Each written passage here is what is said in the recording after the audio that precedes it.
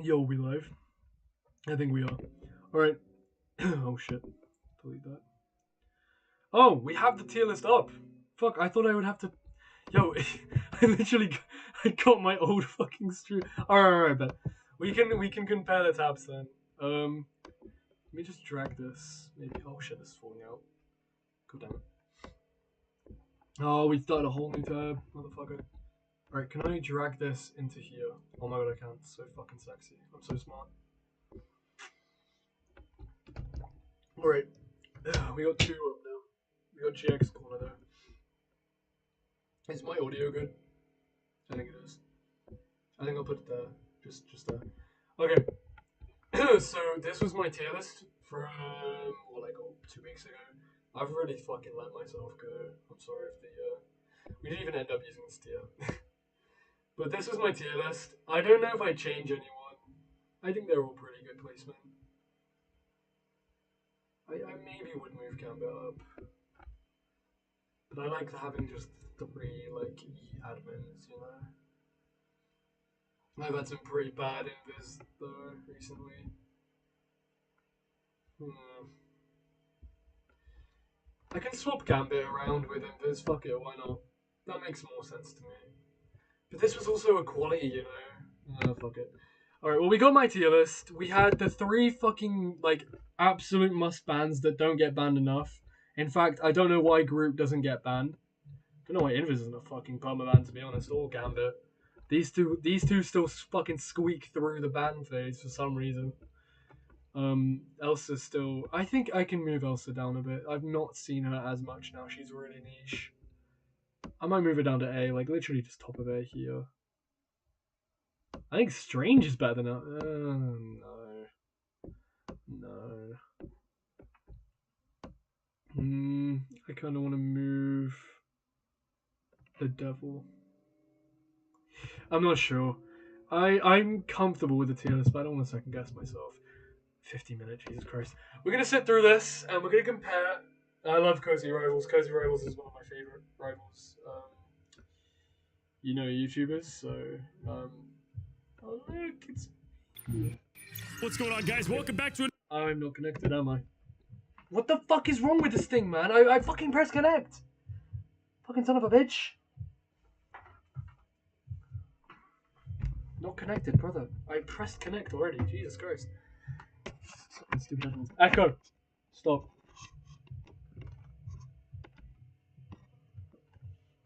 Echo. Stop. Yeah, I'm a cunt. Fuck you. Why can't it connect? What the fuck is wrong with you? Oh, because my fucking phone is connected. Why? Oh my god. Echo. Stop.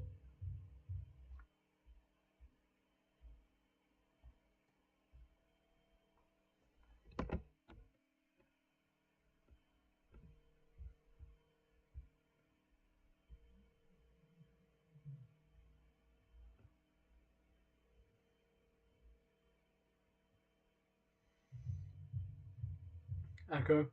Stop. Another tier list. Alright, what the fuck is wrong with these headphones? What the fuck is actually wrong with them? Okay. Video season 7.5 There we brings go. new Awesome. crowd control changes, a giga complex new hero in Black Cat, a slew of balance changes towards Still the top so of the meta, fucking awful, by the way. and of course a lot of opinions one on who good the Black best Cat in my heroes game. in this game really are. Oh now, my if you're God. new around here, we don't do just one tier list, call it a day. No, we'll bring it out here. We do two different tier lists, and you can see on the right side, we're gonna go with the high. So I'm pretty sure high elo is literally like calling it high elo and low elo is fucking stupid, because you have like 8 ranks under low elo and you have high elo. Wait a minute, let me Echo. Stop. Wait, let me go. Rivals ranks. Alright. So, oh my fucking god, you're gay. Alright, try this. You're so bent. You're actually so bent. Okay. Low elo is these lot. High elo is these 3. To me, that's bullshit, I think. Like, and then they call these ones metal ranks, obviously. I still think GM is impressive because fuck, bro, I'm employed. I'm in full-time education as well, and like, I'm still managing to get GM. I think that's pretty impressive. I'm not gonna lie. But that's just me sucking my own dick, you know. Fuck me for having an ego. But I think having over half of the ranks be considered low elo, like I'd consider low elo as these three, and then like mid elo and then high elo. That makes the most sense to me. But no, apparently GM falls under low elo. Apparently, no clue. So I'm never gonna get high elo because, to be honest, I don't plan on ever getting Celestial or Eternity. I've got too much to do for that. High rank, kind of high elo tier list, the one you more commonly see out there. And this is Solo based queue on is just Grandmaster, but really Celestial and above, heavily weighted toward the top of the ladder in competitive play. And then also weighing in all the hours I've spent watching pro rival play at the top of the scene in Ignite. And then on the left side, we've got the lower kind of rank elo tier They're gonna list. be generally and the you know, same. don't take this as an insult, but this is where the majority of players are going to be ranked, somewhere in Diamond and below, where mechanics, team Oh, okay. Well, I'm in. work, and honestly, just all the heroes are going to look completely different. Now, of course, guys, remember the golden rule, right? Main whoever the hell you want. Most heroes in this game can bring value of some kind, but this is going to be based on really ultimately consistency across these ranks and where the meta sits right now. All right, in alphabetical order, of course, we start with Adam. Warlock. Where do we have Adam on my tier list? We had him pretty low, right? C tier, maybe? We did. We had him C tier. In terms of value, he brings more than... No, he doesn't. No, he doesn't. I can't even try and save my boy. All right. Is there a more fun Louis hero is gonna go that like we can B start tier, with? though, Probably. surely. Adam is Less skilled. just always a interesting pick, right? Like nobody is Yeah, absolutely interesting. No so amped that they got an Adam Warlock on their team, No. mainly because there's just better options, right? Like if other supports or strategists are available, Especially on you're gonna console, want to dude. pick No one them can aim, so most no of the one time. can Obviously, you know, strategist. Loki and Adam together, you can get double res, and you see that on some maps, especially up in pro play. And then be in really low cool, elo, there's actually. just so many easier heroes to play that most of the time you don't want to go with the coin flip, and it's a heavily weighted coin that your Adam is So it's a absolutely DNA, cheap. So I'm going to low go with elo, and then like most C and likely high. for high elo C tier, and again I think Cool, we could man. go above that. Fucking Great go Adam it, dude. players maybe. I have put him in high C tier. B, but he's kind of in a tough spot right now, especially in all the game And modes. low And when elo's you look D. at the hero team comps and what comes together. That's And what I'm triple thinking. strategist. Low elo again, bottom of the like we have almost Don't a put F reserve tier, that's spot for tight. him. He got the golden fart and he can fly, so we pushed Don't- him up to D tier. don't. But that it just doesn't Okay. solve all of the problems that he brings, and mainly that's play anybody else, right? At the end of the day, so F tier for Adam in low elo. He just has like the perfect draw of like everything, like super. I knew it was important gonna strategist happen as role, well. you know, God damn it. mechanically heavy base. Oh my Cooldowns are God. super important. You add that all together, and he's one of the worst heroes that you could pick, probably at low rank. Next up, we go to our first Jesus. Vanguard, Angela, and she's in a bit of a tough spot. You know, she kind Yeah, of got where that did I have out of Angela? nowhere- Where did I have Angela? I had a pretty low, like, tank-wise. I had a B tier. High B tier, but... Yeah. her stray I think bullet he's gonna nerf be. kind There's of no to way. her, or at least the change in her play style, and that did one of two things, or kind of both. It deterred a lot of people that liked playing Angela away from her into other heroes, but it also just kind of like, I don't know, took away a bit of her identity, and we're seeing that more and more.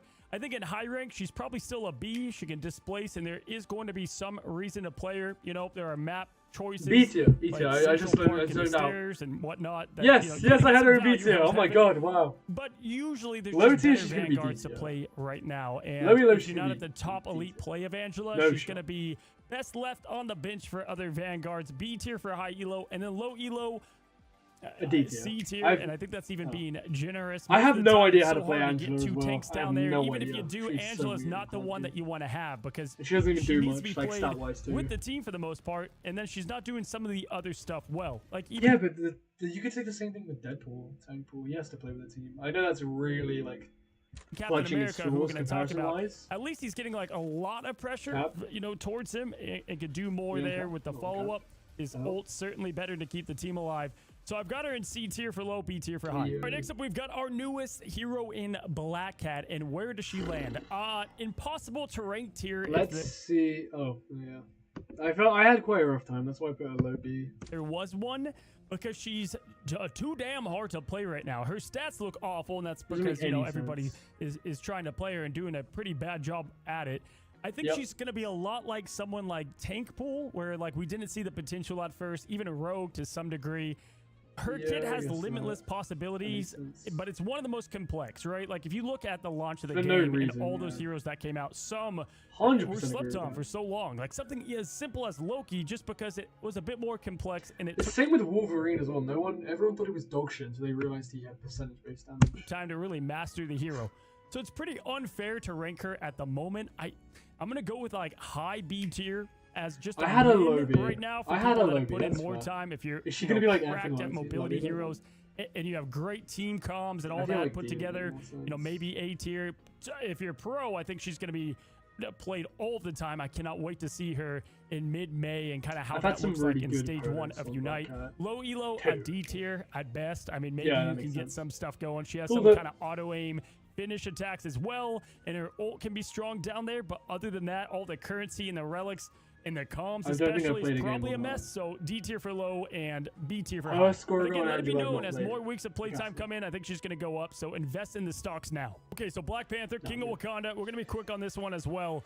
You know, every time I see a good Christ. Black Panther, Let me see. you know, we all get to celebrate. He gets Let a me couple see. of limbs. You know, sometimes that's me. I play Yeah, a fair thing amount of comes them. out, The yeah. problem with him is that he's in this entire list that we're going to talk about today, a top 3 candidate of easiest heroes to counter in this game.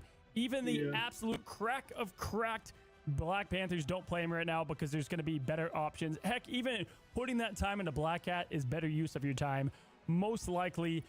And it's tough to see. I Yeah. would love to see Black Panther get some type of a fix or some type of a change in general. If they tweak the numbers more on the tenacity thing, maybe that's going his way. But even then, like a good thing is just going to punch you right in the mouth and you're done. And then you swap off and go to something else. So Black Yeah, Panther is going to there's be no a D point tier. playing him. I'll put him that for both, Both, mainly yeah. because the counter play is a little less in He low was elo C and tier you can for get me, more that makes steamrolling sense, though. with I the feel like I was CC too stuff high that on is good PP. against him. And From so, the like, you know, support, if you like, point of smurf view. or if I you're was- like I was just a good pretending player to that be a is support, starting like- off fresh in this game, then Black Panther has a little bit of both of them, potential in low elo. But for the most part, he's kind of like hot Wakanda garbage. Black Widow, you know, I've got a template of this tier list with like the letters and the left and the right. And then, you know, I go through and put all the graphics in.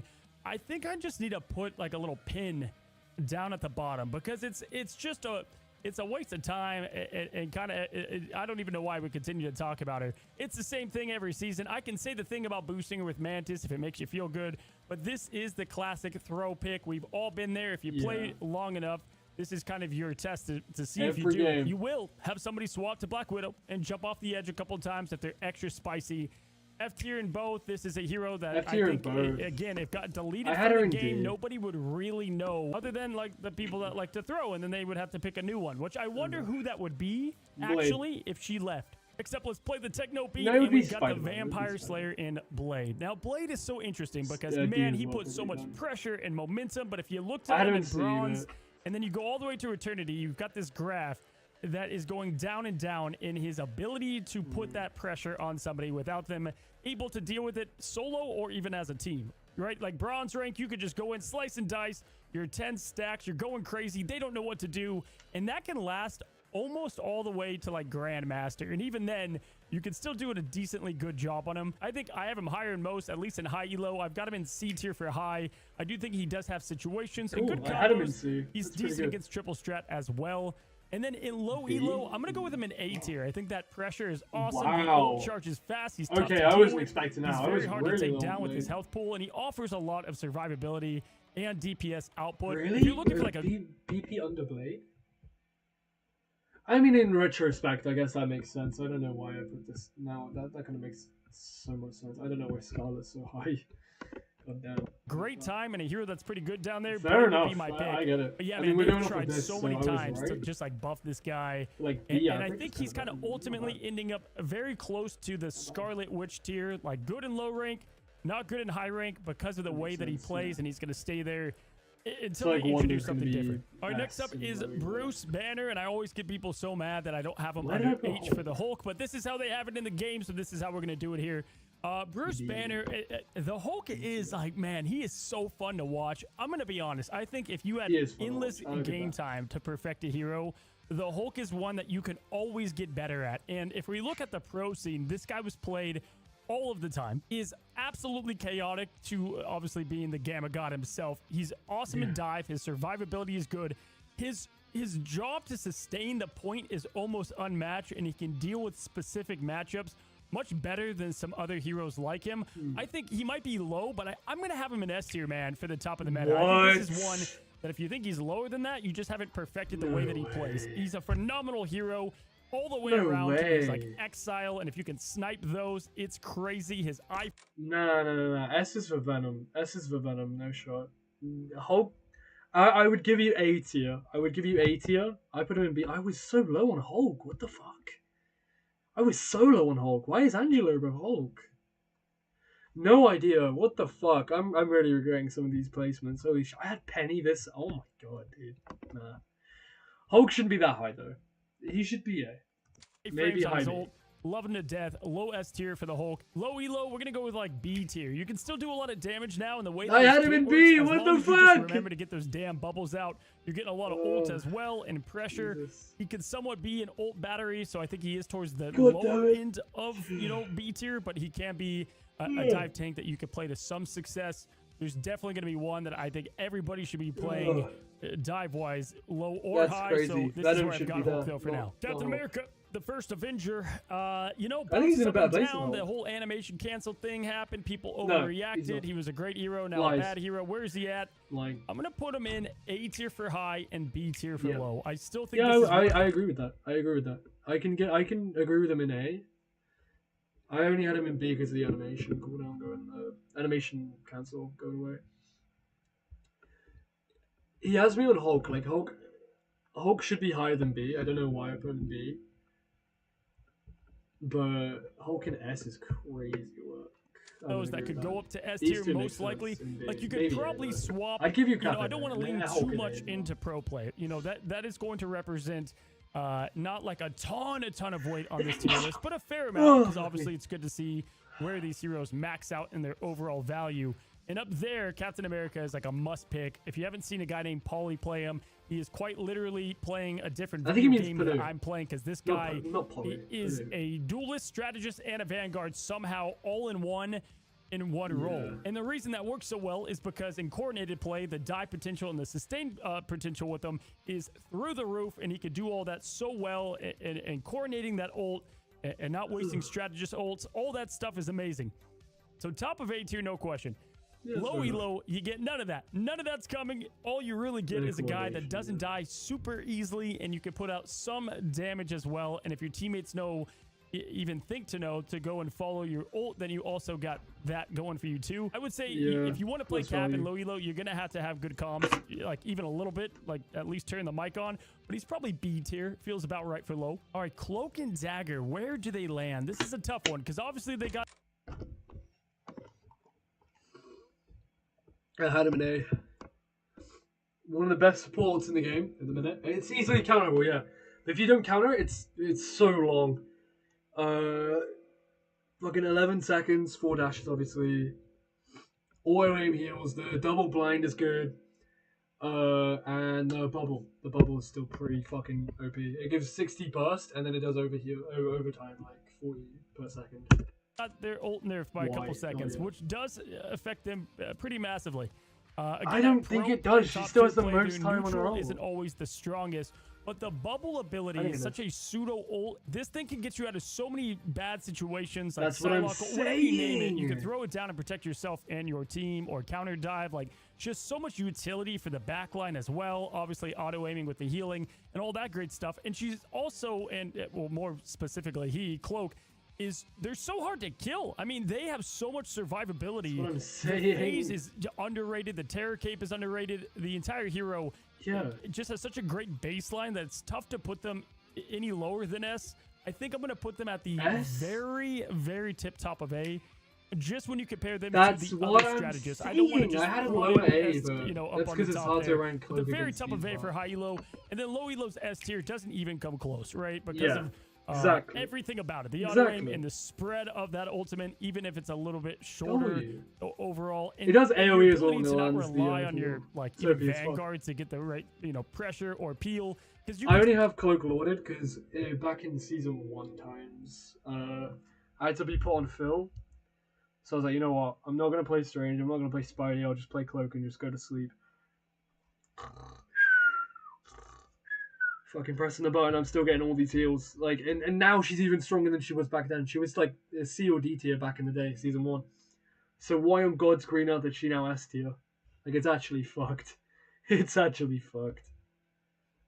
Survive yourself. Cloak and Dagger, S tier for low, top of A tier for high. Daredevil, DD. That makes sense to me. Matt Murdock right I now had him is still probably A. the best dive hero in the game, and I think one Agreed. that has perfected him in the practice Agreed. range can go I out still there love and this guy. completely run games by himself. It's a team shooter, but Daredevil plays by his own rules. Obviously, if you calm, you can tell people. I think he's going to put him in B or A for low elo, because he's so spammable. I still do it sometimes. Sometimes I default to just spamming everything and getting kills still.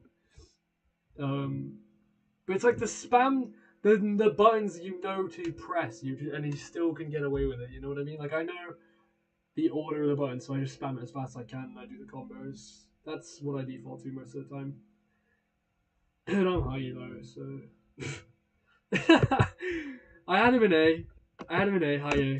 You know, where your enemies I are reckon you at, could just pro put play, he was a must pick most of the time, S and he's and- one that is well S and worth high, maybe? dedicating a lot of You your got time nerfed, to. though. He just got nerfed, and they did that because he was too good at the top, but he's still the best at what he does. So he's S. So I've got him in S tier for the high elo. Yeah, no okay. question. Not a lot of comment to it other than A he for can low delete elo, heroes and run his own game. 'Cause he can still Low elo, spam. the mechanics to really get him to pop off, and a little bit of his assist, right? Like, you need people to play kind of with you and for you when you're playing Daredevil.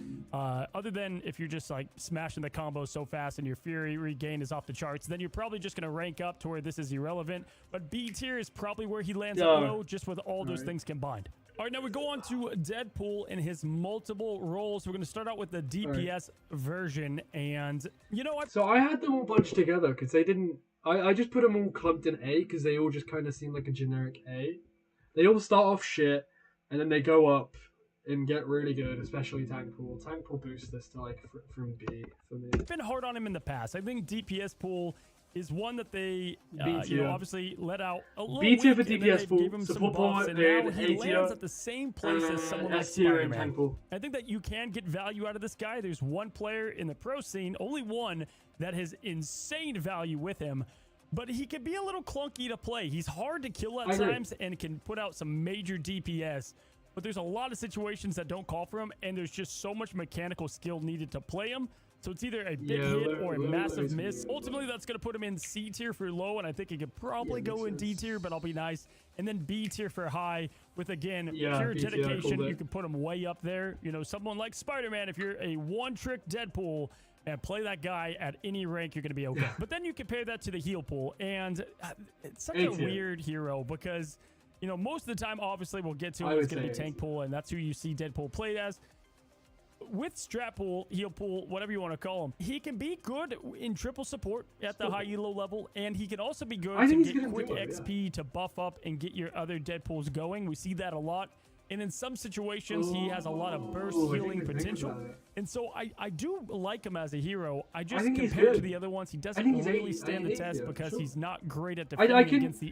I can agree with B tier on support pool for sure, but I think he's good at onslaught of damage and ultimates and all that good stuff. But... So I've got him in like C tier, I think, probably top of C tier in high elo, but there are Support not the worst Deadpool.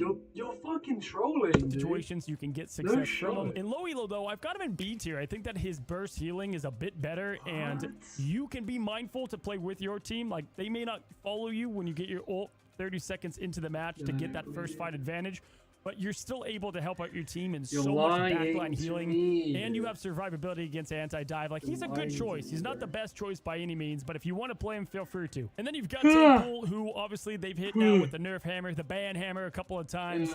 Still S then, Hulk's ass. Put him with all those adjustments. If Hulk's ass, then... Even after a good amount of nerfs to his ult and some of his survivability, he's just fine, guys. You know, maybe he's not God mode, must pick, absolutely running the lobby, but he's still damn near close to it. I've got him in S tier because of, again, the way that he survives. I generalize them all in A. I guess I can get away with it. Extremely quick ban hammer. Put it on I the wouldn't have backline tank strategist or pool the as target of very your high choice. You know, whatever you want to do. And then just flood them. And then it's 6v5 and you went out from there. Or you can poke because if you A tier, no, if you tank pool in low elo, most people would play him just like a generic tank, and he's not supposed to be played like that. he's supposed to be playing like a dive kind of DPS still, just with a lot of health. He's just a DPS tank like Thor. You can put the bubble down for great spacing and blocking off heals. There are so many ways that you can utilize that and Pop Quiz to stay on the point as well. Love this guy throughout the game, and I still think he's one of the most worthwhile heroes learning, and you get to learn the other roles while you're at it. And then A tier for low, I think all those things and more. You're going to have a little bit less mechanic and general game sense on how to get the most out of him. Plus the follow-up is still a great hero. Maybe you could even bump him down to God. Where do we put Doctor Strange, I think might be the toughest hero to rank since the beginning of this game. Like, he is such a unique hero in what he brings. Obviously, we've got the portal stuff, right? Like, just clearly that is so good that we've even seen pro players start to ban it, even if they don't play as Strange, because it completely allows imperfection, because essentially it's a get out of jail free card. There's a couple old set way or abilities in the game that if your team messes up, or if you know, how many times have you lost to an overtime and the portal comes in and then you end up losing? Well, that's why obviously it's so damn strong and it's never going to go away. But on top of all that, get rid of that and he's still a giga cracked hero. The Invis team up, Invis is played all the time. So with the Invis team up, but even without, his ability to be so lethal with his AoE pop, his mobility with the cloak, his shield for constant pressure and pushing. Like, this guy is the full package in more ways than one. I think Doctor Strange is a solid A tier choice, and depending on the player in the role, could go above or a little below that. And that's going to be in high elo. Low elo, I think he's one of the best main staple tanks. Yes, I'll take it. I had him in A anyway. People just go through naturally, and it allows you to lose some of the fight Let's and still go! get in there and help. And just I'm on it with most of these fucking rankings, with man. what he can put out damage-wise with his whip and the pop of the AoE. And so I think other than learning how and when to die, like, you don't want to be the last one to die in the fight, especially in overtime. This guy is not that hard to really put in the time and the practice, and it's a hero I love. Gotcha good. Elsa Bloodstone. Like, what, 5 nerfs now to try to tame down the insanity that she's brought to the game since her release, and they've done an okay job at it, but still, she's still so good. You know, poke is always going to be good in this game, and then you add in dashing with survivability and an overall insane good kit against all roles and situations, and you got Elsa Bloodstone. The ultimate is awesome for huge, insane team wipe kills that you can put the team on your back, or do it environmental style, or in chaotic situations like overtime. But then also just pure mechanical goodness, and she's going to get so much value from it. Now, where does that put her ultimately? I had a tough time in low elo because, you know, you do have to have mechanics there, but I still think she's going to be probably towards the low end, but still in S tier because of what she can bring as just the best poke option. And then in high elo S tier, don't even have to think about it. Don't see her going anywhere. Again, the only thing you're battling is bans, and even that, you're getting a little bit less of those, but she is still one that gets a good amount of attention towards her in the pick ban phase. Emma Frost. Now, obviously, we're going to see her play rate go up, you know, massively after the new skin came out. It's free, and hey, come on, we all see what's going on. But in general, her play is super weird and unique in the game. Like, she is definitely I think a solid anchor tank. Like, I think she could do so much and really have good mix of, you know, getting that pressure in space, putting out a good amount of damage, very friendly towards like controller players as well, and can really create opportunities and help the team with her ultimate. However, she's going to have better options than her, and I think that's kind of her worst thing going against her. We've kind of seen this with other heroes. Like, there's just going to be more consistent heroes that you can pick that offer more for the team, especially in high elo, where I like her a little bit less. I've got her at the very top of B tier. Still a great tank, you know, but not in the same reign that she low had A, for so long high in the B, game. same thing. We'll see if that changes, especially if you look at pro play and just in my own games. That's what I'm seeing across the board. Low elo, I think she's a little bit better. If you only have one tank, I think her job stands out more. A little bit better to low A. Yeah, I had that right. Impact of what I had that right, dude. With, like, the lower brains of your opponent who try to take fights they shouldn't, or like challenge you in diamond form, just like insane things like that. Just make her better across the board. Like, if you're a great Emma, you're going to climb consistently and quickly, in my opinion. We move on to Gambit, and I gotta be honest, guys. Like, it just sucks that I don't get to play Gambit, right? For a few reasons. I'm not a big strategist player, for one, but number two, like, I grew up my whole life having this guy as probably, like, one of my favorite childhood heroes, and you don't get to play him because he's banned all of the time still, and that is representing why, and that's because he's still giga cracked. Obviously, his ultimate is his ultimate. You don't have to go into it much, but it's super easy to get value in low and high elo. delete that from the game, and his base kit is still insanely good. Super fun to play. Clearly, a lot of rogues would love this to change as well. Gambit, unfortunately, just gets too many bans that you could barely call yourself a main of him. In low elo, he gets banned less, and in those situations, you have to play him. He's S tier, and you're going to stand out and climb quickly as well. High elo, he's S tier, one of the best picks in the game, and almost always the first ban off the board in pro play or in just high competitive ladder. We move on to the tree, and you know, he's kind of staying in the same spot because NetEase has not touched this guy at all. Obviously, he's not affected much by the tenacity and crowd control just changes. Put him in S. Was a little bit, just put him in S. Touch on that later. But Groot, ever since his unstoppable kind of thing came to his Ironwood wall, the guy has the perfect mix of everything. But the best part about I think low elo you can put him in high B. elo is you feed that might be insane amounts of just ult charge to your own team while also not dying in the process. The walls, obviously, like there's a lot of skill gap there, and if you could best utilize those, you're gonna quickly stand out. But this guy really doesn't do anything bad if you just look at all the things offered in his base kit, and then you add on his ultimate of the Groot hug and just getting everybody together for a quick KO. I mean, okay, so in pro play, you have the follow-up. It's almost always going to be a team wipe if you're doing it correctly, or at least a couple of those key picks. Sometimes you can even do it on like a Venom that's pesky to get down. And then low elo, it's like the, hey, everybody concentrate right here button, which you can't get enough of, especially down there in that level of play. So Groot is going to be A tier for low and then S tier for high. Next we move on to Hawkeye, and you can kind of wrap it up with, he's a guy that has a bow and arrow against a bunch of other insane superpowers around him. That's kind of how he feels in the game. A for high. Like, you leave him alone, yes, he's gonna get some picks and do some things. Low elo people hate him. I've heard the stories of how many people want to ban him, and they don't want, like Cloak and Dagger just have constant PTSD of the guy. But he's D tier for both at best. You can dive him and completely get rid of his utility in the fight. He's erased himself from the top level scene completely, and down at low level, fucking no, he hasn't. What the fuck are you talking about? I mean, the pro scene, yeah, maybe, but in just the average fucking high-elo comp game, what the fuck are we talking about? This guy will poke me from afar and still get a fucking headshot.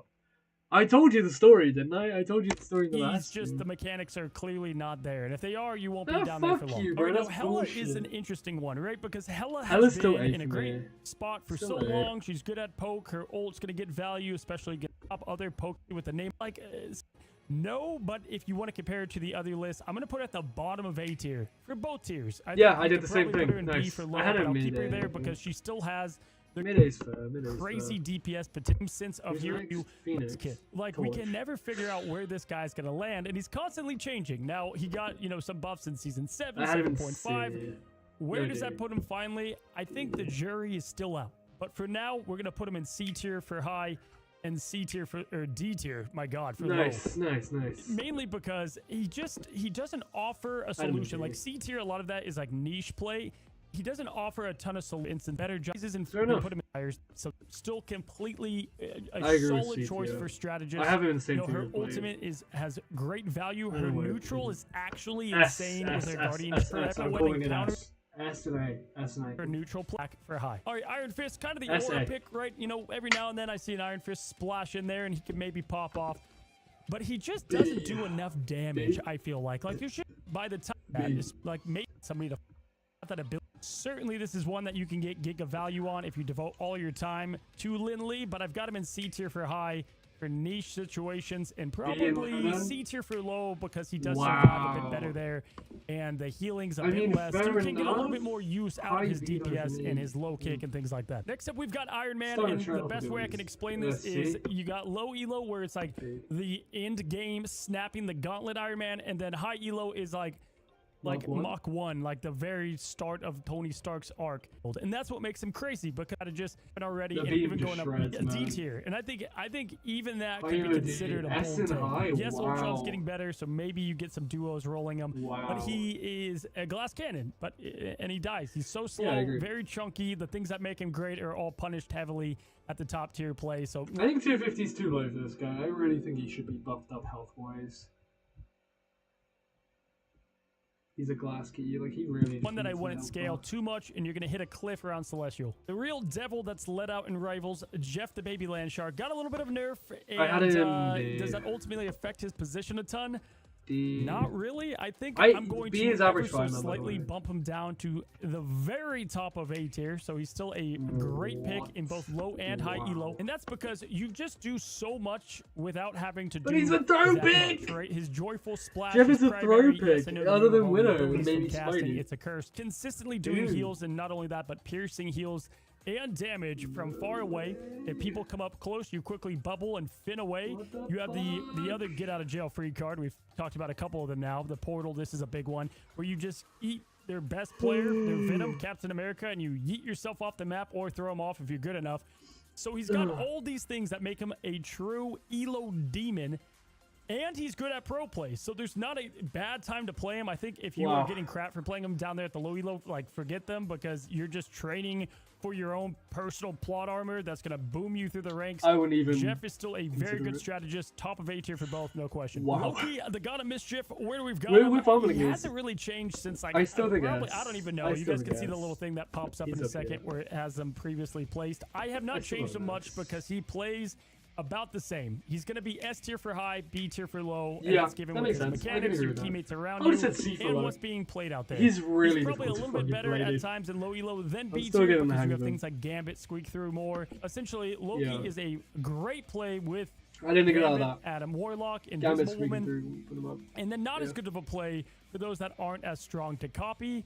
But he can still copy any ult in any situation. His crystals are up there as one of the best abilities in the game. His damage and his quick get out. Yeah, I of still anti-dive want to is get so into solid Loki, across the man. I board. really want to get into Loki is probably never going to That'd be move. I think awesome. he's going to stay in this exact spot a good chunk of the time. Like, they Same. really cooked with this kid. I think agree he with that. does everything well without feeling like really crazy cool. broken or overpowered. Kind of like White Fox, but again, more on that in a second. All right, Luna Snow, it's about time we Luna's came A around for to a new me. patch I where had she her gets A. another buff or something to make her a bit more competitive.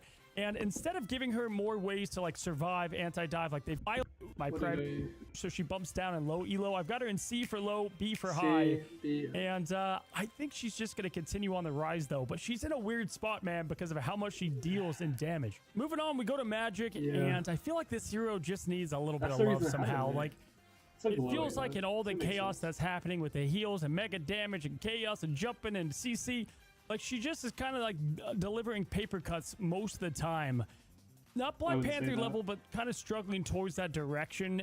Sometimes Dark Child's crazy, but that ultimately puts her as like a niche hero. Sure, people could be good at her, but I've got her in C tier for low and high. That's about the average of where you're Magic. No way. Magic was S for me. What the fuck? You're lying. What do you mean? She has like a one-hit combo with a three-hit combo that you can do really quickly and not escape out of unless you get quickly peeled. But that's not going to happen in any lifetime, no matter your fucking elo. Are you serious? Magic player is going to be, and I don't see a ton of them. Like, I feel like it used to be when I got Bullshit. like I a see Lord so Magic. many. I'm like, okay, we're gonna cook here. Like, I here see we one, go. like, every Now, day. no, the other X-Men, and control I that. think Magneto is the perfect balance of like Magnus still. not broken, completely A? amazing in so many situations. It's not like the Well, perfect match. The strategy we're saving S tier high. More important to do that, but are gonna thrive better there. All right, so Mantis is one of those heroes that I think is just I hate S and- placing her okay. because That's fair enough. I had him S and he's just so good. Shield tank, double bubble, the ult countering support. how Like, much dude. stock do I put into triple support? She's the queen of it. There's no one even close to it. If you have a god tier DPS player, go Mantis. And if you can even aim a little bit, you're going to have a great day. You boost them up, you boost yourself up throughout the heals, and call it a day. She's SS tier at top level play, pro play. And I would say for anyone that wants to play triple strat, or you know you have that, S tier. For like the main average of rivals experience out there, probably A tier. Like, how much do you get triple strat and, makes and can sense. run that Why did I have efficiently? Mantis in mind? So that's I didn't where I've consider got probably triple top of support. I that just for high. And then B Yeah. tier for low. I think being able to give yourself I didn't damage consider triple heals. if I you're, would have put her in. good if I enough and considered you don't triple think heals. you're the That's one fair enough. throwing. I'll agree with that. Good consistent heals. Her ultimate's going to get Some strong of these are value. really And fucking again, off, man. play the game down there of who's doing the I'm best still reeling job for from the my Deadpool team. one. And if it's you, obviously, Jesus. it's get boosted up. Fantastic. He Oh, is shit. average. I think that's No, even saying it nicely. You would think for somebody that's good at flexing and flexibility, he'd be better, because a lot of heroes in this game that like to flex kind of between two different roles, they find themselves in a bad spot. And they don't know exactly where to Yeah. go ultimately. And he's just kind of there a lot of the time. Like, that's the best way I can say it. Now, I've always been on the camp that low elo, he is one of the game admins, can go crazy down there. People are starting to figure out his rotation and his kits a bit more. You have more rocket play down there, so that team up, you got all that going for you. It's not a great but team I bumped him down to A tier. Still a good choice down there. You could definitely get a lot more value out of him, especially for like staying on the point. Or if it's overtime and you're on defense first, man, go fantastic. He's such a troll pick to like hold down a point. But in high elo, I think he's D tier, and like, it's not even close. He's just like not doing anything of value the majority of the time, sadly. And I feel bad. I've done a lot of live events, and I'm like, you know, I shout out different heroes. Like, is there any Spider-Man mains? And you get the people, yeah. When I say, is there any Mr. Fantastic mains? There's a lot of people that cheer. There's a good amount of people that like playing this guy. So, like, you know, my heart goes out to you guys. He's not great. The Moon. Where do we have Conchu's greatest soldier? I think his pressure is awesome. He can build ult faster than anybody. I'm thinking about one trick in Fantastic again, man. He's so fun to play. He's so fun to play, and I just want to fall into that camp where it's just like, rivals, really good for getting out of the spawn in the point, and if you have a good give us an duo, update, please. Give us a buff. Even Angela, you can get good value out of that. I like Moon Knight a lot. Obviously, it's a dive meta, you know, all around right now, so he can get pushed out pretty quickly, and you're not going to be able to play him the whole match, because if you're good enough, they're going to counter you or go for you enough that makes you want to switch. That being said, I've got him in A tier for high. I still think he gets incredible value, probably low A tier. You don't see him all that much in pro play outside of, again, you know, getting out of the gate and sometimes domination. In lower ranks, I say it all the time, getting like a Lord icon for him is a rite of passage in competitive play. Like, he's just too good as a duelist if you do play that, and you're going to get so much more value from his onk. His damage actually can get those eliminations and not just, you know, feed up the stats. I think I was being super critical because I didn't want people to think he's an insta-ban in every game, because he's not. But an ultimate, give them ult charge. Love Moon Knight, he's not changing. Namor, I think, is still somehow slept on, like even by me. I don't know, but I've always picked in the like core super solid flank as well. S and Loden. Right up there with Moon Knight. If you have like very high game sense, but if you know wind, it's not a better. And where does that land ultimately? Kind of still the same result, right? Like, she's even better at low elo. Man, the nest, the spider webs, the balls on the back of the boxes that they continue to run in and blow up back to spawn. I love her. I think Penny is really fun, especially on defense maps, but she's not going to get a lot of value outside of that. S tier, obviously, for a lot. Because he's strict, I think C. A lot of those maps, not on offense, but a lot of those maps where, you know, she could be utilized. If you get first cap and domination, it's just impeccable. A and low, so C S tier and for high. For low, I'm going to go with D tier. Even then, I think that might be a stretch. So many ways to deal with the nest and the players and the game sense around her. It's just too good to take up one of those precious Vanguard slots that could definitely go.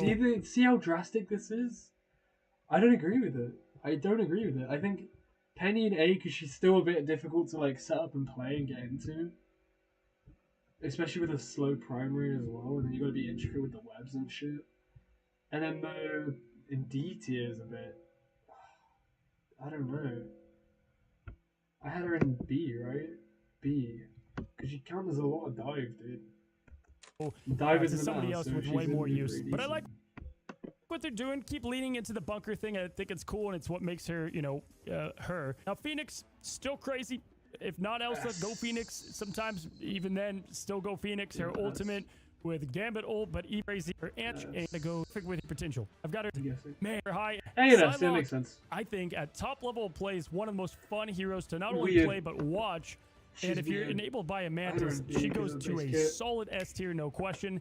I do think that she's going to squeak by at the very bottom of the list. Like, she is the threshold on S tier heroes up there at top level play for duelists. You know, just what you can get in the neutral. She's a bit tougher to commit to and learn, but her execution combos, her if I was revising my tier list, I would have said A. Get value a good chunk of the time, and getting that first pick to open up fights is just perfected in so many ways. So she's going to be a clear-cut winner this season. I think she's going to continue to be so as we look through stage 1 and 2 of Ignite and competitive play. In low elo, a lot of those things don't exist, and the things that make her very good are hard to nail down, especially with the follow-up. You know, if you get a pick, awesome, but you're not always going to win 5v6s, you know, especially if it was a duelist pick, let's say. In low elo, I've got her in top of B tier.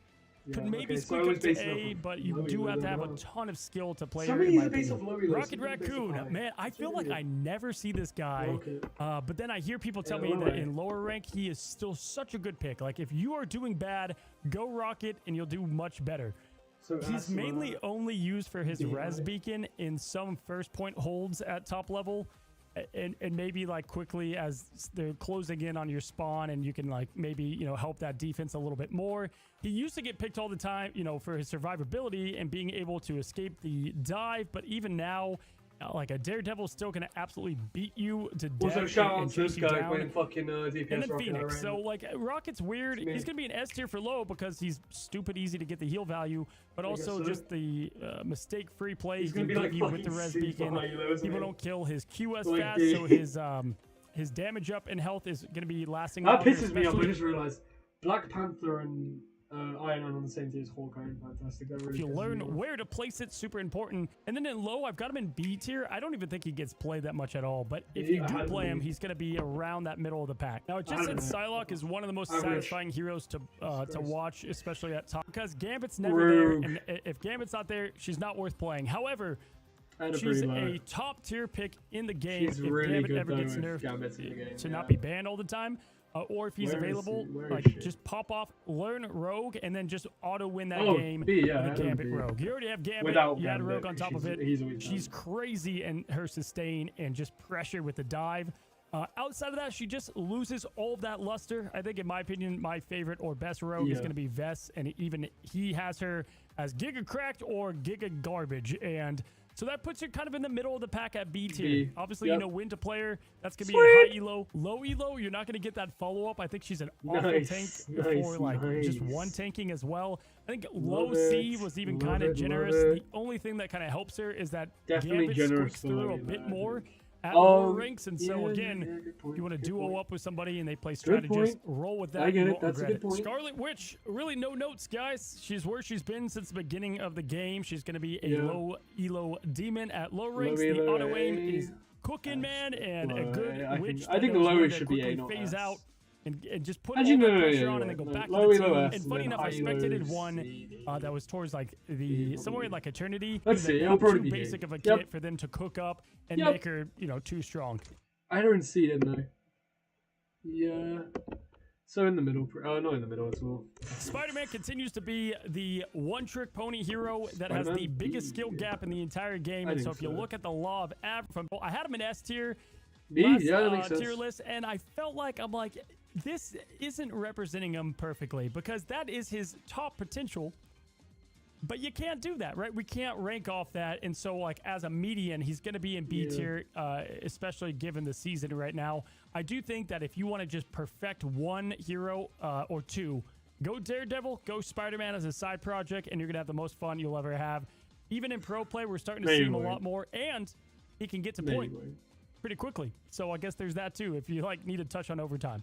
I just can't tell you guys the amount of times I'll be casting and we'll be like, oh my god, we got a Spider-Man, and there he goes, he's dead. Squirrel Girl is a hero I legit, until her graphic comes up, forgets exists in this game. Now, this might be crazy at lower ranks. I think she's run kind of crazy. Those acorns, man, they're thick and they're absolutely Scarlet's an throwing A all tier over the for low. point. Okay, People I was can't right dodge then. them, and you always get Nice. that first pick and you're yelling at your team.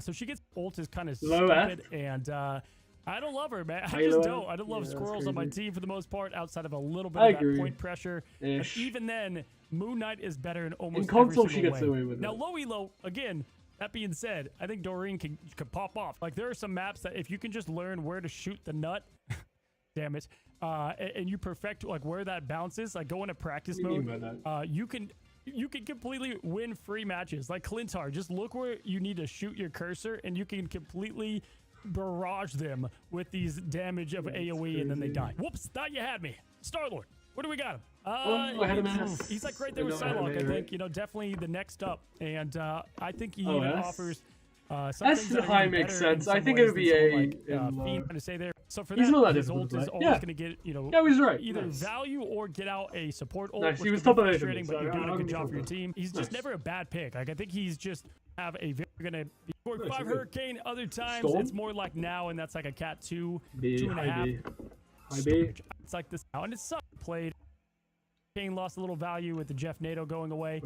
And then in high C tier, she's going to go in that kind of niche category. She's good to open up the spawn, open up the point with a moon. Yeah. But other than that, I'll give it. Meh. I'll give it. Punisher, Dr. A tier, man. This guy has never moved for A tier. Maybe he has. I don't know. I'll see that whenever I put the reading through. You can win, push, whatever. Nice. If the other great poke heroes aren't available, then pick him. So I've got him in A tier for high, and then in low elo, I think you I'd argue he's better than Heller at the minute, honestly. In every which way. The turret is disgusting in low elo. The shotgun's even crazier because you have die people that just don't know what they're doing. And tier for low and kind of lower to mid for high. I agree. The thing is definitely one of those tanks that is up there as one of the more weird tanks in the game because he's mainly there for overtime, to counter, and sometimes triple Vanguard. And so at those specific things in some maps, he's awesome. I think he's a great pick, and you could definitely get value. So you should have him in your kit, but he's going to be B tier for both because he doesn't do much more. I would have had him higher for low, right? Like he's the ultimate counter picking hero and works in some situations. So unfortunately, like he doesn't stand out above the others in the middle of the pack. Now move on to Thor. They haven't really changed him all that much, and because of that, he still stands as a very strong god within this game. He's A tier for high elo, S tier for low. In low elo, man, he is the bully of the bullies. If you only causes plenty that are there. Now we quite right, but man, it's ticking. His stocks are booming in every which way. I think people need to be playing this guy more, and I don't know why they're not. His ultimate now is disgusting from a couple of years. He's the must pick for triple strat most of the time. And I think he could be S tier. I'm going to have him at the very top of A for high elo and B tier for low elo. Wow, this is one that his stocks are going to rise. And so by next tier list, these could look completely different. But I think the changes they made to him are strong. Also, this ranking was done like literally the day after the new season as well. Like 3 days after. This is like 2 weeks. Play stage 1. If they don't change him, this guy is going to be in every game if he's not banned. He's kind of that ultimate flex to him if you play duelist. I don't know if he's other two people aren't switching. Pick that can you play crap. Get people. Doesn't take much wasted to help not right click, have your little symbiotes go out. You die and help out a ton to get that, but you can set level team up. Strategy job at countering it. She's very hard to kill. Can get crazy DPS numbers. I would say she's on the harder side to play, so I don't love her for low ranks. I think there's safer options there. But after the buffs they gave her, like she's played everywhere, super solid in pro play, rank play. All right, he got hit with those nerfs, but from what I've heard, and gone against, only been, I've seen it, and I was down something to play for Winter Soldier. I think he's still plenty fine. It just brings value in a niche that no one else has in the meta for him. You won't see as much and the skill required. Guard, so he doesn't get as much value. If you have great game sense, that's all you need. At the very top, if I was only looking at how much all these heroes can max out in value, I think Wolverine might be one of the best in the entire game. His ult is giga cracked. He has 2 and his love me some Logan. And in some maps, man, just because I point of the video, you've done one. Oh, sweet. All right, cool. I agree with most of these, and most of these were pretty much correct, or the average. If you if one was an S and the other was in B, you know what I mean? Then my A would have been right. Can't even think of an example for that. Was it Luna? No, not Luna. I don't know. Yeah, I think I was pretty much right. I was almost on the money for a majority of them. All right, let's do spooky. Let's do ghosts on camera or some shit, please. It'd be so funny. Let's do it. I've been itching to do this shit. Thank God. Do I watch alone or watching alone? I would watch in the dark, but the camera wouldn't catch it. It's late at night when a girl named Pershka records a video in her kitchen. The purpose of the video is to show an ice machine that she recently purchased, as there's something about it that creeps her out. The ice maker, according to her, makes a very strange noise during the late hours of the night. So one night, as the ice machine makes its unusual noise, Pershka heads over to the kitchen to record the sound. But as she records this video, something pretty creepy is caught on camera. What was supposed to be a short, random video turned out to be a terrifying clip that Pershka has recently taken down for unknown reasons. She didn't say why she took down the clip, but it seems that the video itself says it all. Have a look. Every scary video is recorded in 240p.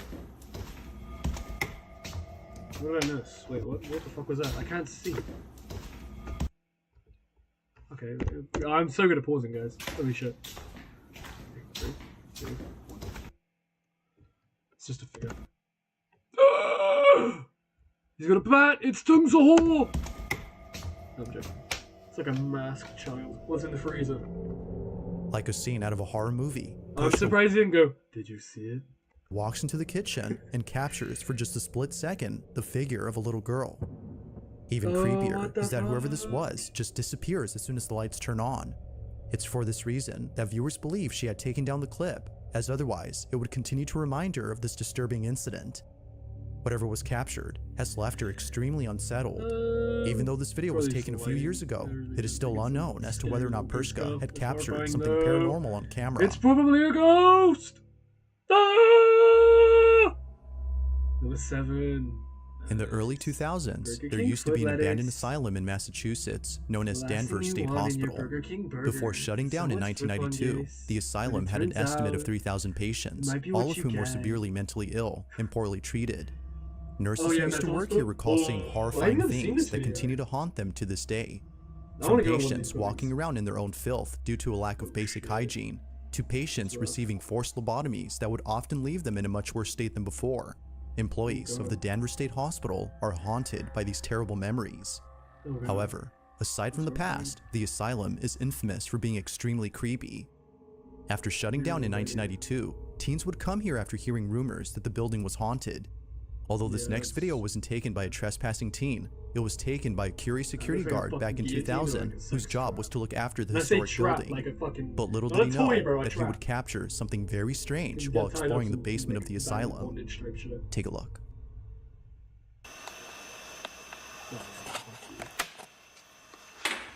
No, would not catch me alone in here, goddamn. Look at this shit, it looks like someone could tie up and spank here.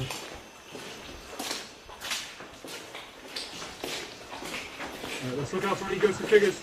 Go away. No. Go away.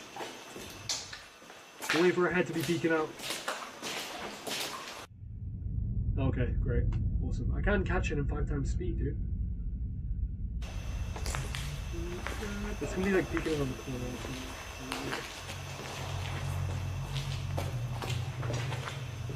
Oh, dude, this is fuck. It's a bit hard to see at first, but as the night guard no way I missed it. There's no way. Camera to a room inside the basement. That's his reflection. What? Or his shadow? I thought it was his shadow. That's why. Shadowy figure can be seen moving slowly inside. Yeah, that's his shadow. The guard doesn't notice the figure until much later after rewatching the footage. Yeah, that's his shadow. That's why I didn't count it. I think what? Footage. Naturally, he was left shaken up after seeing what appears to be a slender-looking silhouette walking further into the room as if trying to hide from him. Mind you, the basement of this building is completely inaccessible to outsiders, so there's no way that a trespasser could have been inside. It's no wonder that viewers believe something supernatural was captured. But of course, the question is begged. Just what exactly was caught on camera? Whether ghost or not, it remains a mystery as to what was captured. No, it doesn't! I've debunked the whole thing already. Now, the following video was submitted to me by someone who has no idea where the video came from. Its original source is unknown, but despite its mysterious origins, the clip is sufficiently creepy on its own. The video seems to have come from a CCTV camera that was placed in front of a driveway. Everything appears to be normal, until you notice the 2 strangers that are standing outside the owner's home. They come into view as the owner beams them with the car headlights, presumably as an attempt to scare them off. In the car, or is he this, however, doesn't work. They're still there, while eerily standing still. It is at this point, though, where things get really creepy. Watch. They just fucking disappear, right? Or they're like weeping angels. When you don't look at them, they like fucking jump you.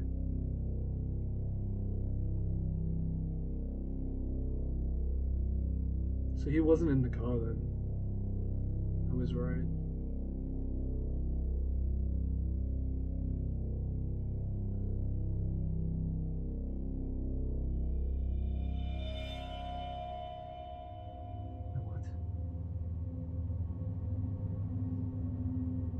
In utter disbelief, the property owner sees the 2 strangers disappear without a trace. Clearly, there had been 2 individuals standing outside, but somehow, they vanish as soon as the lights are flashed again. Now, how exactly this happened is something viewers can't seem to explain, and with little info on this clip, I'm struggling to find where the fucking fence just came from. What the fuck?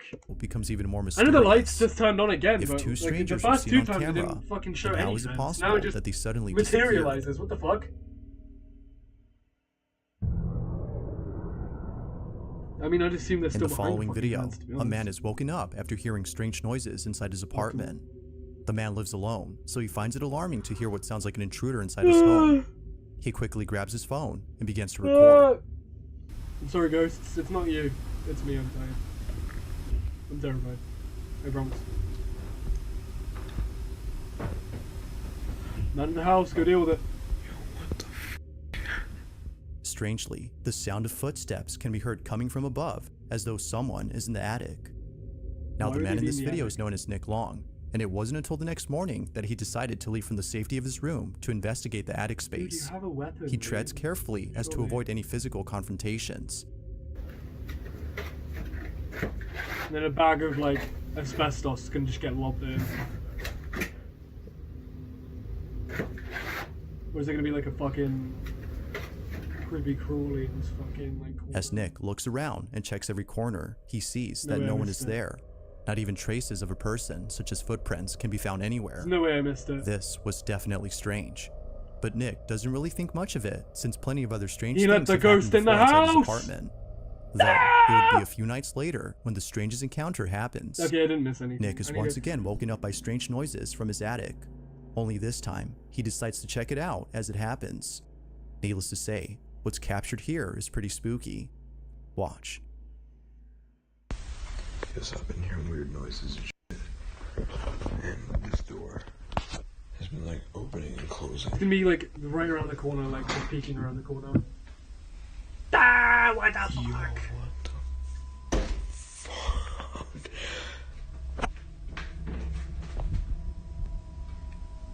Yo. The door to the attic somehow opens on its own as soon as Nick approaches it. Probably gonna Feeling drown. spooked, Nick is completely unsettled by this incident. It's now apparent that something strange is going on. But the as if neighborhood? things couldn't get any more creepy, the following night, Nick is recording his Oh, dog the when he dog. captures this. No, that's so cute. What was that?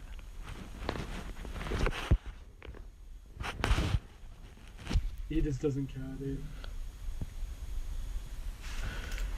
What was that? Go get it, dude. Go get it, puppy. Yo. Oh, what a cute dog. He's staring at something. He's staring at the coast. He's tracking over the corner. Ah!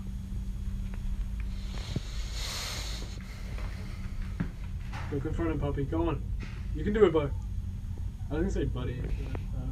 But, Yo. Is the light flickering, or is that like a ceiling fan? Go get it, puppy! Go get it! Why is he got so many roots shooting, man? Is that mattress on the floor? Relevant. Nick's dog immediately goes in high alert. His dog is sensing something that doesn't appear to be there. It's as though he senses something dangerous. With all I that's don't know how happened dangerous. before, The dude's Nick just believes slamming that the something doors. isn't right with his apartment. He believes it might be haunted and thinks that the attic might have something to do with this. Whether ghost or not, he's deeply unsettled by these incidents. Despite living somewhere else now, he can't seem to forget the strange events that have happened there. Yeah, it's horrifying. So then, just what exactly was going on inside Nick's apartment? Like most ghosts. videos, this one remains a mystery. No doubt about it. It was a ghost. This next video was recorded by a security camera inside an apartment complex. Not much is known about this video, except that it came from this residential building where the little girl and her family reside. The video starts off with footage of the young girl playing by a staircase. Below the stairs is what appears to be a small room. The little girl can be seen staring at something inside the room, but nothing noticeable can be seen on footage. Or at least, that's what the child's parents initially thought. It was only after watching this video multiple times that the parents were left horrified. Something was actually captured inside this room. No Take a shot. look. I don't believe you. Is she talking to the ghost? There's no sound, so I can't really tell. Oh, the cat's in on it. Holy shit.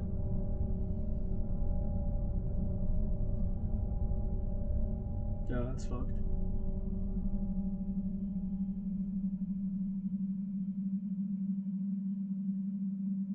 I can't make anything out. It's fucking 240p.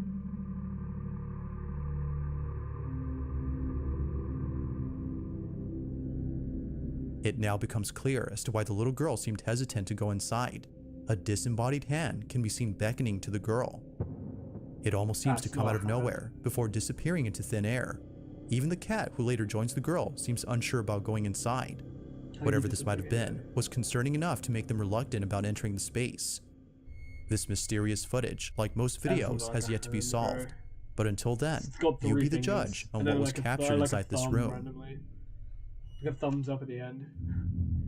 Like it's got like 3 fingers. On August 23rd of 2023, George Cruz and his wife had just finished making dinner and were heading towards the living room to eat their meal. Or like a Pizza Hut. The couple sit close to each other while watching their favorite TV program. As minutes pass, it appears that nothing strange is happening in this footage. But fast forward to just a few more seconds, and something happens that scares the living daylights out of the couple. Prior to this incident, George and his wife had been experiencing strange occurrences inside their house. Before having to document any of these occurrences, they would often wake up in the dead of night and hear faint whispering coming from somewhere inside the house. But creepiest of all is when the couple would see household items move on their own. Over time, the activity has become so intense that the couple has asked for help from those who specialize in the paranormal. It was recommended that they set up cameras around their home to capture evidence of the so-called paranormal activity, so the couple act accordingly. Weirdly enough, they were also told to get rid of a certain item inside their house. George and his wife own an old rocking chair, and apparently this chair is the source behind all the activity. So the couple does exactly that by selling it. And surprisingly, a buyer has taken an interest in purchasing the chair.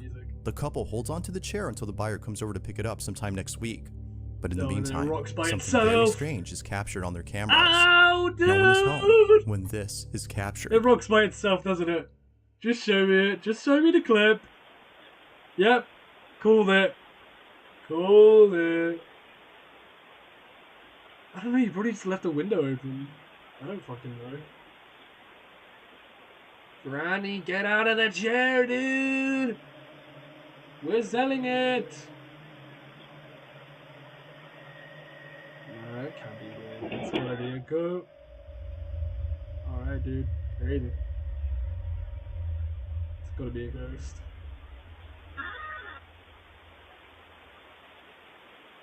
It's gotta be a ghost. It's gotta be a ghost, huh?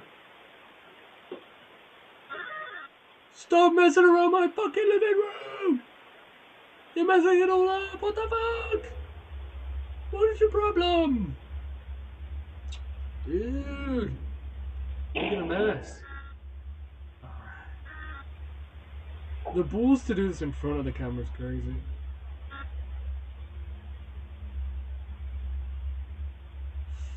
Wow. Truly Eerily, crazy. the chair begins to rock back and forth before somehow other objects inside the house move on their own. Although terrified by what was captured, the couple is glad they had caught this. They can now show this video to those who've doubted their claims. However, this wouldn't be the only footage they'd be showing, because as of recent, more activity has been caught on camera. No fucking Not long after Why this is the video, chest still there? the following incident was captured. Take a look. Oh yeah, when they're watching. Oh yeah, and then Jared Leto movie comes on. Awesome. I wonder what they're eating. I can't even make it out. I wonder what it is though.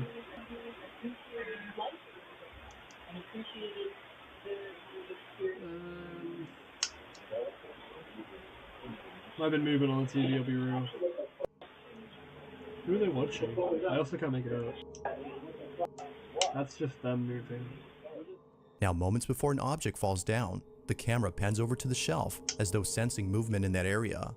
What's weird about this though, is that it sensed it before the DVD case had fallen on its own. Now, one could say that the camera picked up movement from the TV, but if that were so, then the camera would have already moved earlier, given that there were things moving on the screen way before the camera had moved. Yeah, but some things don't register right away. It seems like this was a random occurrence, unless it was sensing something else. The couple continued to document these strange occurrences in the hopes that someone could explain what's happening. Ultimately, their goal is to stop the activity. But until then, it seems they'll continue to share more footage of this unusual situation. Sell the chair! Yeah, don't even sell it, burn it. God damn. Just burn it. In the following video, a man is alone at home when he realizes that the lights in his basement won't turn on. Feeling a bit scared, he walks down into the cellar with caution. According to him, it's not the darkness that scares him, but the basement itself. From time to time, noises such as footsteps or the sound of someone walking back and forth can be heard coming from inside. This often happens when no one else is at home. Now, the man had this experience previously, but it was at his job. He works as a grave digger, and oftentimes, after placing a coffin inside a freshly dug grave, he would feel as though someone else was there with him. Although unable to explain this unusual sensation, it would be the following incident that leaves him extremely baffled. I never even thought you'd use like a fucking piece of machinery for grave digging. Man checks the basement to see why the lights aren't turning on, but he checks carefully because, as he states, he just heard the sound of footsteps walking about as though someone is down there. Be sure to pay close attention, as what was captured wasn't noticed until looking closely. No, wait. This Let's is pay what close was attention, caught. boys. Let's pay close attention. Look it. At the moment, in the basement, and I swear, I keep hearing someone walk. He's announcing his presence. That's not great. Especially, like, even if it's just an intruder in your basement, dude, that's still not a good idea. know exactly what it is, but it's kind of creepy.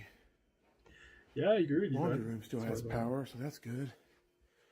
But the just goes out. Power is completely out, which is very strange. I'm not sure So the basement's there. what that noise was, but I don't know. I'm home alone right now, so Right now, so you're not living we'll alone. see, I guess. It's definitely Look out back. So he's not in the basement. No, right nothing now. back there. I don't know. There's been a lot of strange things happening. In the neighborhood. Now it happens real fast, but in No. case you missed it, if you look closely as the man pans the camera to the bathroom, you can see what appears to be a strange, shadow-like figure standing completely still I wasn't looking at that. I was looking at the head. Yo, what the fuck are you talking about? inside a bathtub. It Look at doesn't appear to what? be moving at all, as if Go to the back. bathroom, you can see what appears to be a strange, It's a head that shadow-like ducks figure down. standing What the completely still fuck? inside a bathtub. It doesn't appear to be moving at all, as if who Dude, or whatever this was had been no. entirely Fucking stiff. what? Even That's a head creepier. that's ducking down in the bathtub. What the fuck are you talking about, shadowy figure? You're lying to me. That's no one's pointing it out. Am I fucking stupid? Am I making That when the believe man right now? returns to the bathroom, the figure is no longer there. It's hiding Given in its the strange bathtub. appearance and sudden disappearance, the man thinks that something supernatural was captured. Like But right as there. always, I'll leave it, It to was you ducking to come up with down. your own Look, see? conclusions. Natural was Go captured. again. Go again. Show But me as again. always, Look. I'll show you my mouse. come up with Head your own goes down. conclusions. Show me Natural again. was captured. Here. But as always, I'll leave it to you to come Yeah, up it with your own ducks down. conclusions. Could That's it be a head, that someone bro. had broken in That's and someone quickly there. hid away from the man? Or might this be something completely That is a head. different? That's the top of someone's head. He's got someone living there. In If the you caught basement. something Fucking creepy on horrifying. camera, or if there's any video plate, something else is taken inside an old restaurant that is currently being renovated. The person recording this Okay. doesn't say where exactly this footage Was was there a taken, death and for recorded good there? reason. Aside from privacy, there's something else. For just an idea of why that is, the owners of the restaurant are deeply afraid of the strange things that have happened here. Now, the person recording this is someone who I featured in a previous video. They Oh, too dude. have been experiencing strange happenings and believe that it won't stop unless they move out from home. Given their experience with this unusual phenomenon, to see something to the back of the restaurant, what they Stop caught. stalling. Give it to me. Check any corner whatsoever. Oh, it's cold right here. Any dark crevice. There's got to be some. That's a reflection. Don't get too ahead of yourself. I'm not going up there. Definitely not going back there. I swear I just had someone say, Oh, "Why?" wow, it is really cold right here. What was that?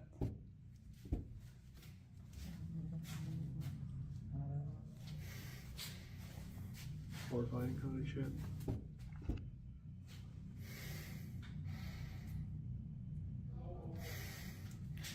No. There's something there. Someone hiding in that corner. I don't think it's happy we're here. Alright, dude. I don't know, dude. Am I the only one hearing voices or no?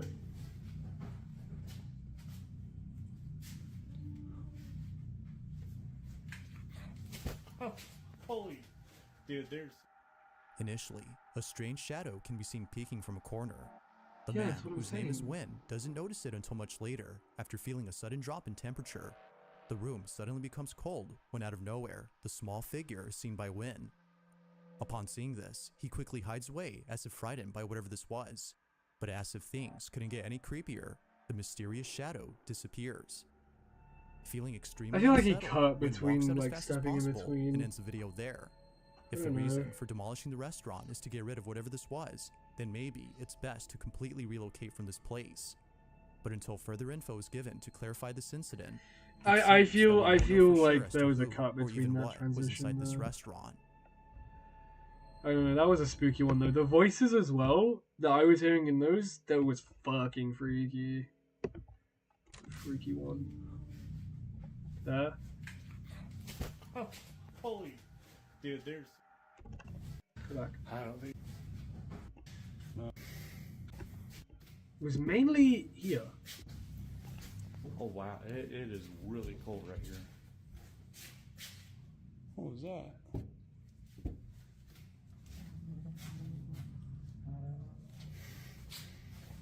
It's like some Five Nights at Freddy's noise there.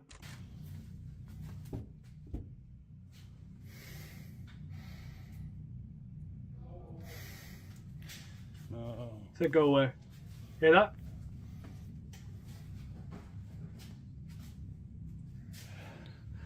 I don't think it's happy we're here. Nice. I don't think it's happy we're here.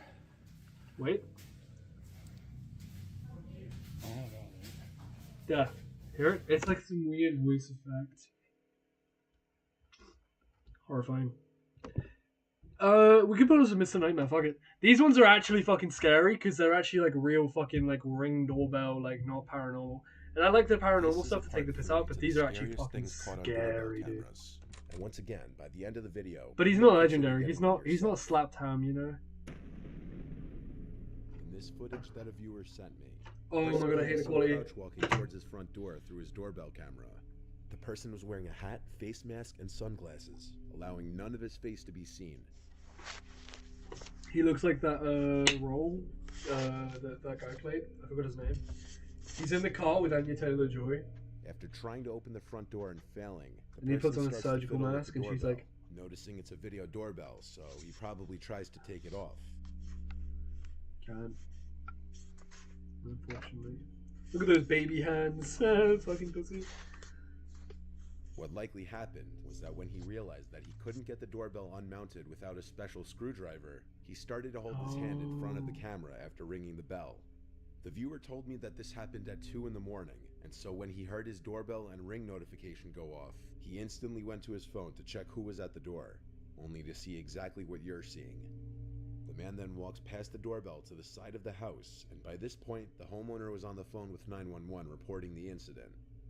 While on the phone with 911, the homeowner heard the doorknob to the side entrance door being fiddled with, and this was a door that he had been known to leave unlocked accidentally from time to time. However, luckily on this night, that wasn't the case. Leaving Since any the door intruder unlocked couldn't simply accidentally walk is in from fucking either door, stupid. He started to say hello repeatedly through the door, in an off-putting tone that sounded so overly friendly that it was creepy. The 911 operator told the homeowner not to open the door or to even acknowledge the person.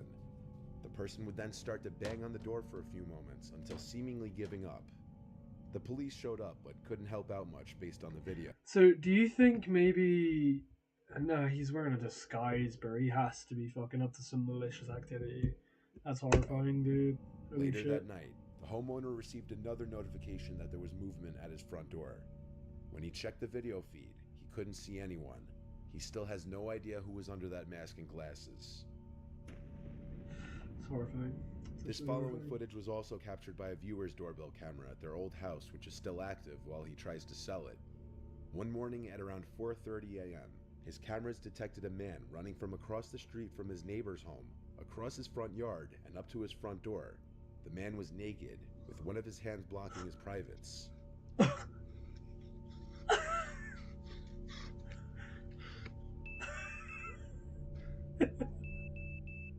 The footage was caught from 2 angles. He was arrested a short while later by local police. He was apparently high on crystal meth, and he had removed his clothing due to a fear of snakes being inside of his clothes. And he was running around the neighborhood knocking on doors and ringing doorbells yelling for help. The neighborhood is reportedly pretty quiet. The homeowner never had any sort of issues before this. In his words, he ran up my front yard onto my front porch and rang the doorbell. For the next minute or so, he was ringing the doorbell and knocking while pacing back and forth. He looked panicked, and his expression drifted from someone in pain to a look of pure crazy, and at one point said he needs help. After that, he ran off back into the night. The guy was picked up by an officer. I mean, either because he thought he had snakes near him or chasing him, or just because he's too fucking high and he's aware. I'm not far Probably from the his snakes, house. though. I feel really bad for that guy. I mean, don't do crystal This meth. footage That's a is fucking why stupid you always choice. check But who's at your door before you open it, still, especially if you have a doorbell camera. didn't even open the door. If someone who you don't know shows up to your Call door the late police. at night, don't Call the open police. it. Call the Unfortunately, police. in this video, Call that's the police. exactly what this homeowner did. He Around opened the 10 door? p.m. one night, a suspicious-looking Oh my hooded fucking man God. approaches the front door We of just a could see a random house murder. rather This guy's gonna get quickly his and fucking aggressively, guts spilled and he like right away fucking tries to open the door. After realizing Jason it's from The locked, Walking. What's his he goes to fucking ring the name? doorbell. Craig? Disappointingly, the homeowner opens the door rather quickly Negan kills instead him. of checking who's at his door at this hour Gustin? first. Grant? Don't open the door. What the fuck are you doing?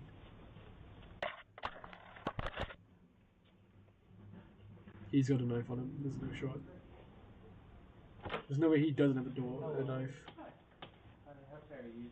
Who are you? Aaron, how are you? Good. You need to leave. How far? Out there. What's the big stairs from? What? What's the stone stairs here? Come on, where are you going? What's the stairs here? Come He's on, drunk. you. Okay. Not very welcoming. Shouldn't The be. homeowner was likely too trusting a person, which put him in danger.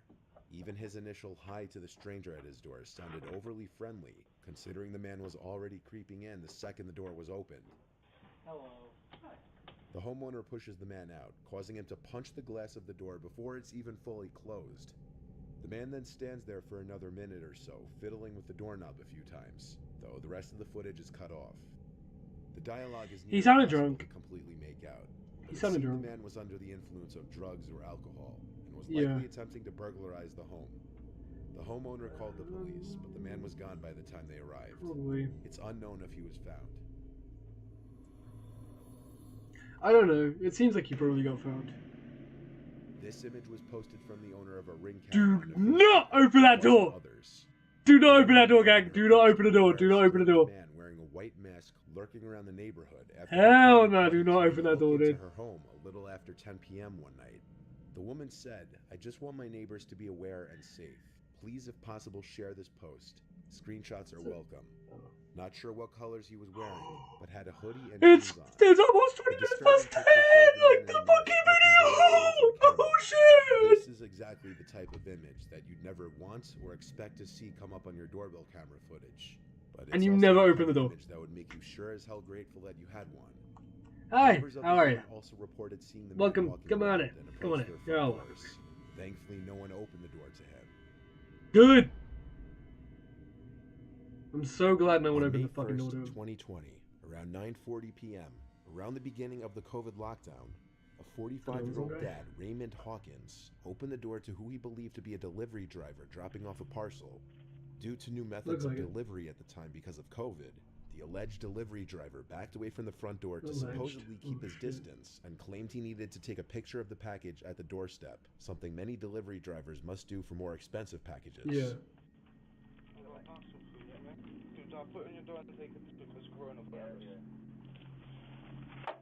At this time, the father had his guard down due to the fact that he had no idea the man in front of him wasn't a delivery driver, and that he was in fact part of a gang that was What a about to fucking storm into his infallible house, scheme. all of whom armed with knives. what? That he was in fact part of a gang that was about to storm into his house, all of whom armed with knives.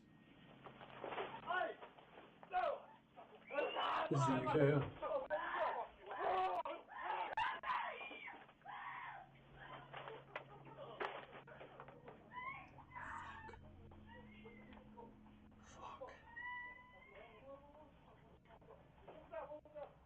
Dude.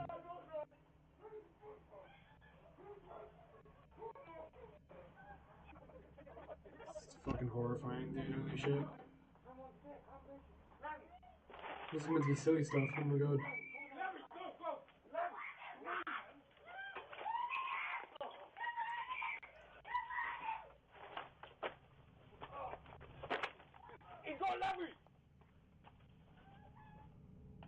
Wait, what? Christopher Sargent, the fake delivery driver, lunges at Raymond with a knife and attacks him when he goes to pick up the package, while 3 other masked men follow from behind. Muffled cries come from the house, as there's a struggle between Raymond, his wife, and the robbers. The robbers are only in the house for a few moments before being seen fleeing the house with thousands of dollars worth of items. Raymond and his son suffered non-life-threatening injuries, while his sons were described to be worse.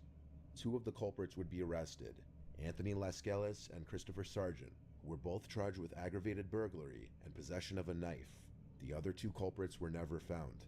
One thing that can be learned from a lot of these videos is that some people will go to crazy lengths to trick other people.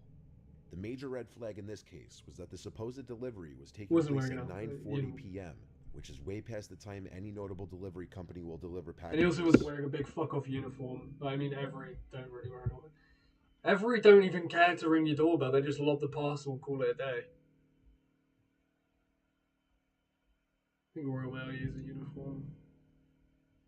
Amazon just leave it. Don't know if they'd wear a uniform though. Probably not. No idea. Fuck, that's wow. That is actually fucking horrifying. Holy shit.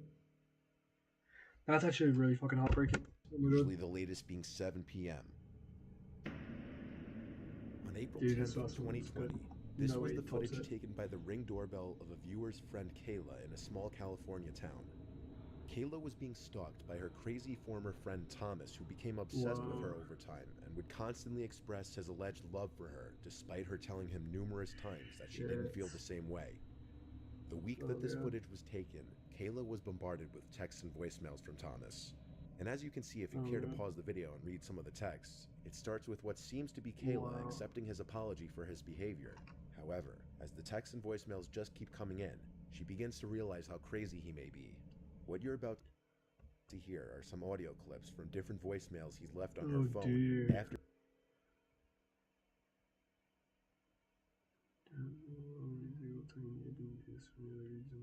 to leave and be left no matter what. That's why you're safe, be safe, you're always safe and lost, making sure about that, and others don't need longer than you. What?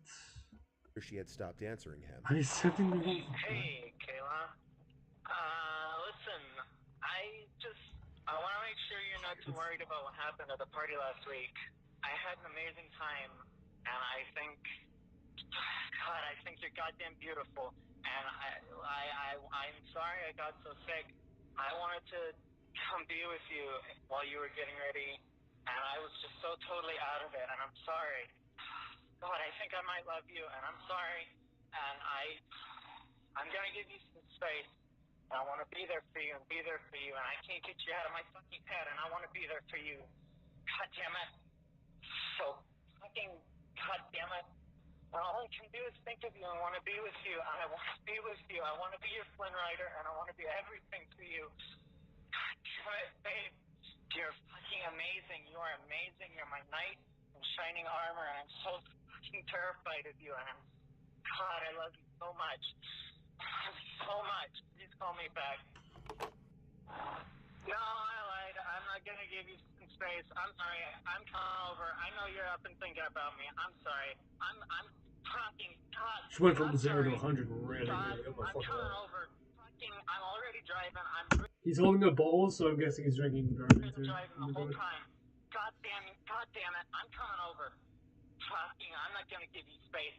I know you called me back. I saw that. That sounds I rapey. know you're up thinking about me. God damn it. Oh, God damn it. I'm coming over. One way or another, I'm coming over. Fucking whatever, however, whatever. God, I'm coming over. I'll see ya. I'll be there in like 10 minutes or whatever. I'm in whatever. I'm coming over right now. Damn it. I'll see ya. Bye. I love you. rough road. Oh, it's a rough road. Fuck you, Kayla. I am fucking crazy. God damn it. Fuck you. I'll drive into the field. God damn it. Things like that, son. Fuck you. Fuck you, Kayla. I am Holy goddamn shit. crazy. I'm crazy for you. God damn it. I'll do it. I'll do it. I'll do it for you. I am crazy. Oh, that would be a cop. That would be a cop. We just don't know. I think he's had one too many. Alright. I'll settle. Anything for you, my queen. Anything for you. I'll Now he's settle. coming down, My phone but is he's still, dying you know, anyway. crazy. My phone is dying anyway. I'm still gonna drive by your house in the middle of the night, though. I dare you not to have your blinds open to check. I'm crazy. Maybe you'll never know if I did it. I'll do it. The footage of him showing up to Kayla's So house fucking was right eerie, after holy one shit. of his phone calls saying he's coming over, even though it was clear by this point she wanted nothing to do with him. Eventually, Kayla and her friend Ravon would find out that Thomas wasn't even his real name. His real name is Matthew. He'd been using the fake name Thomas Castle, which was a reference to the Marvel character The Punisher. Thomas was a reference to Thomas Jane, the second actor to play The Punisher, and Castle was a reference to Frank Castle, the Punisher's last name. The fact alone that he had been using a fake name with his friend and supposed love of his life was already a huge red flag, and maybe a sign that he was hiding something in his life. The ring The footage Punisher was as taken at 2 well? in the morning, and after leaving, Holy he would go on to fuck. send some more texts, which would progressively get angrier. 4 days after this footage was It taken, still twitches Kayla and when I her think friend of went you. to Is the that police talking and about his filed for cock? a restraining order. Or his ankle? He left her alone about a month or so after the restraining order was put into place. Kayla blocked his number and blocked him on social media, and Good. reportedly he basically disappeared from the world, and no one knows where he is now. Oh god, what the fuck? What a fucking freak, dude. Oh my god. That is fucking horrifying, holy shit. Oh my god, dude. That's fucking horrifying. What the fuck? No, you're joking. What? The Punisher is his false identity, bro. That's actually deep. Those texts are so corny as well. Oh my god. That's actually terrifying. That's fucking terrifying. Oh my god. Let's see some more. Let's see some more from Mr. Nightmare, shall we? That might be pretty cool. That would be pretty cool. Oh, night shift horror stories. Fuck. I hate doing closes at work. I might have to watch this one. Hunting stories? Oh dude. Let's do it. Hunting. Oh, and these are all really long. I just realized I don't want to watch a really long one. Maybe 10 minutes. I don't know. I don't know. Babysitting horror stories. These aren't like caught at the door, like, you know what I mean? They're not. Ah, shit. I don't know, man. Scariest doorbell. Oh shit, I can't spell.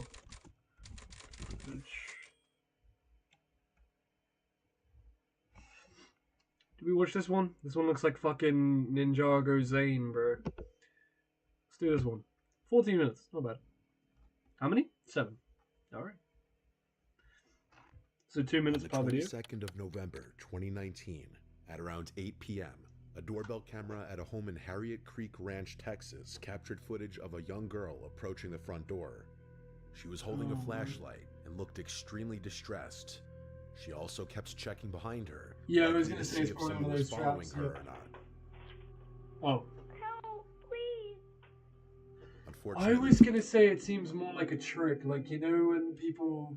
There was one in a video we watched on stream the other day where someone like was obviously working with someone to try and get like a unsuspecting victim to like answer the door to help, and then they like just fucking kill for them her, or rob them. the house she approached was empty. The residents were away on vacation, so no one was there to answer. This made her even more panicked as she continued to beg for help.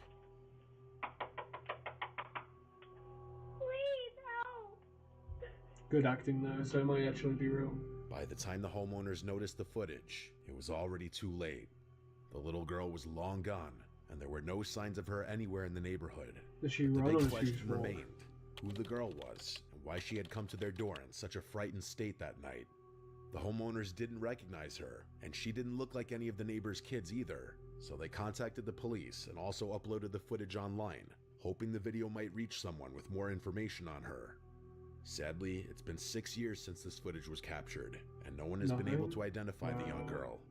That said, people online have come up with a few theories that might contain some truth. I'm guessing The more mine's cynical side of the internet believes the girl was nothing more than bait for a group of robbers hiding just outside the camera's view. That's what I was thinking. It's a known tactic where robbers send a scared-looking child or a woman to the front door. Out of concern, the homeowner opens the door to help, only for the robbers to appear from hiding and force their way inside. However, this theory doesn't really hold up when you consider just how genuinely distressed the girl sounded. Her voice and the frantic way she knocked seemed too real for a child that age to be faking. The more likely and more tragic theory is that this girl was 9-year-old Serenity Dennard, who had gone missing earlier that year. Serenity had been diagnosed with reactive detachment disorder and disruptive mood dysregulation disorder, which caused emotional instability and frequent attempts to run away. She was admitted to Black Hills Children's Home, a youth treatment facility near Rockerville, South Dakota.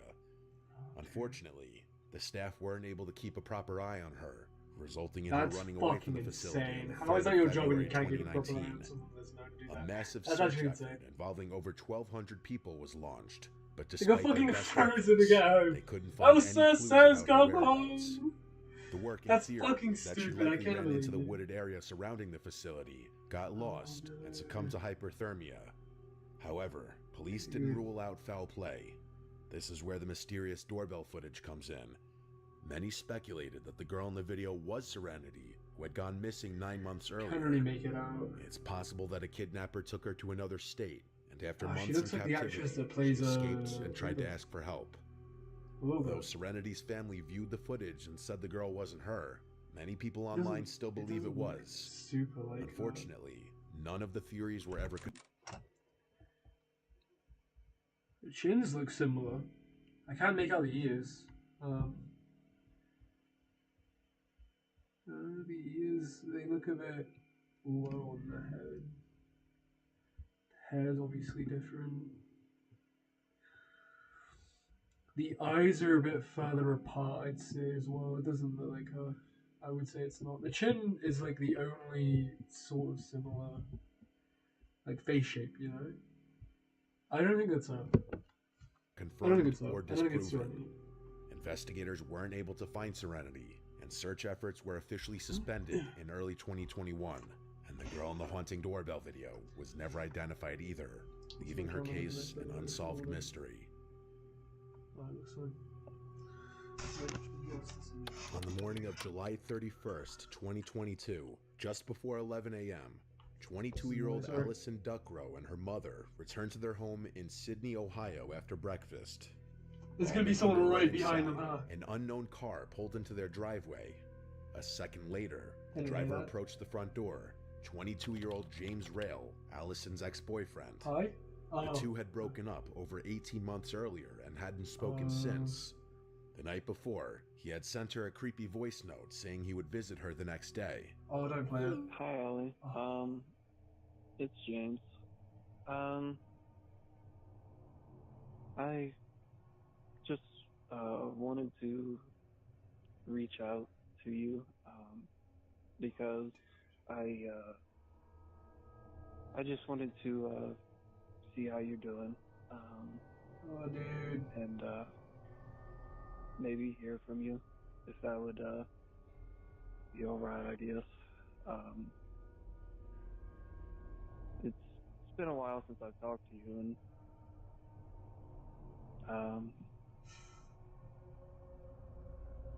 I don't know.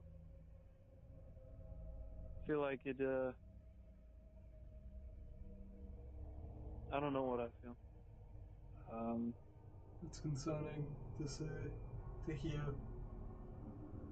A lot of people think it, I but do to know say that. it, I do want to talk to you, though. I do. how sweet. Oh, sweet. You ended that. It'd be nice. Alright, now it's creepier. Be sweet. Even creepier. Stop talking, please. Probably late right now, but Yep, stop if you talking. want tomorrow, you could probably give me a call. And yeah, that's about it. Please give me a call back. Thank you. Fucking voice Google. Allison never responded or gave permission, but he showed up anyway. She recognized him through the live camera feed and decided to ignore him. After about 3 minutes, James left the porch, only to circle the house looking for another way in. When Yeah, it would have been healthier to just... I think she handled it maybe a bit wrong. Respond to the voice note or the doorbell. Like, through the doorbell, don't make face to face. You have no idea how this fucking creep's gonna react. But just say through the doorbell, yeah, I'm not letting you in, I don't want to talk to you. We ended things and this thing ended, please leave me alone. And then maybe you'll fucking, if not, call the police. But it does, just because she didn't do that doesn't warrant this fucking behavior though. Don't think I'm making an excuse for this fucking creep. He returned to the front door again and began trying to break his way in.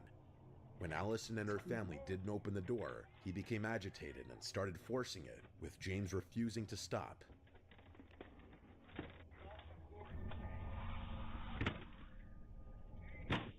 Allison's father was left with no choice but to use his firearm, ending the confrontation I think I've seen this minutes before. later. Oh, okay. No pleading, right? I don't know if they handled it all great. I still think that would have been warranted in self-defense, but they didn't even try and talk him down or anything. They just went straight out with it. I'm gonna guess they voted Trump.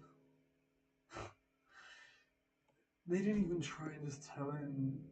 He's obviously a fucking weirdo, loser, creeper. Don't get me wrong. They should have told him strictly, please do not contact me, do not come to my house, or I will call the police. And if he keeps trying, then pull out the fucking fire. You don't need it instantly, you just whip it out. God, that's fucking weird. That's fucking disturbed. The guy, not the... The family had already called the police, but no one could have anticipated the scene that awaited them. Allison and her dad were questioned, and her father later stood trial on August 4th, 2022. He was shot then? So if you would, I understand, were you aware of the text messages that James had sent your daughter last night? Was not. Okay, so your daughter did not share those with you? No. Okay. What's his daughter doing? She's not Thanks to telling the anyone doorbell camera anything? footage, he was acquitted of all He does not look charges in his on the right basis state of of mind. That's why I really think talking him down a little bit at least would have helped. Or, warranted shooting him. Is he dead then, I'm guessing, if he was getting questioned and shit? In the scene that awaited him, I'm guessing he got shot.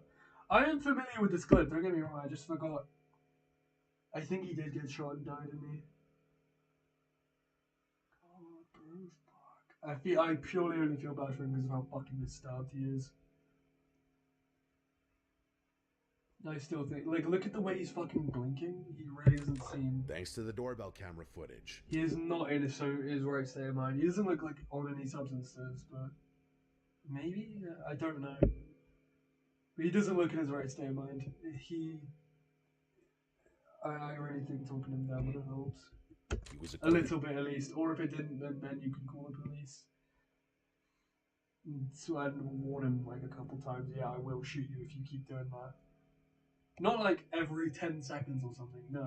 It doesn't sound long, but 10 seconds is a long fucking time. Multiple times in a row, if you do not stop, I will shoot you. I will shoot you. Of all charges on the basis of self-defense. They probably acted out of adrenaline, so it's fine. On the night of January 18th, 2025, a homeowner in Carrollton, North Texas, received a doorbell notification while out shopping. When she checked the live feed, she saw a mysterious man standing on her porch, dressed in all black, with a red face and holding what looked like a cardboard box. He moved closer, revealing that he was wearing a red satanic goat mask. He rang the doorbell and then walked away, leaving behind a sign with the words Revelation chapter 20, verses 1 to 15. The verse references the binding of Satan, resurrection, judgment, and eternal torment, making the visit even more disturbing. The homeowner called the police, but since the man hadn't committed a crime, they couldn't do much. As she later said in an interview, "I'm scared. I'm scared to leave the house. I'm scared to be at the house." Is that not a crime? It's clearly intended to like fucking horrify people. That's gotta be a... There's no way that's not a crime. What? She's now scared to like... She's been... That's some sort of like infliction of trauma, dude. No way.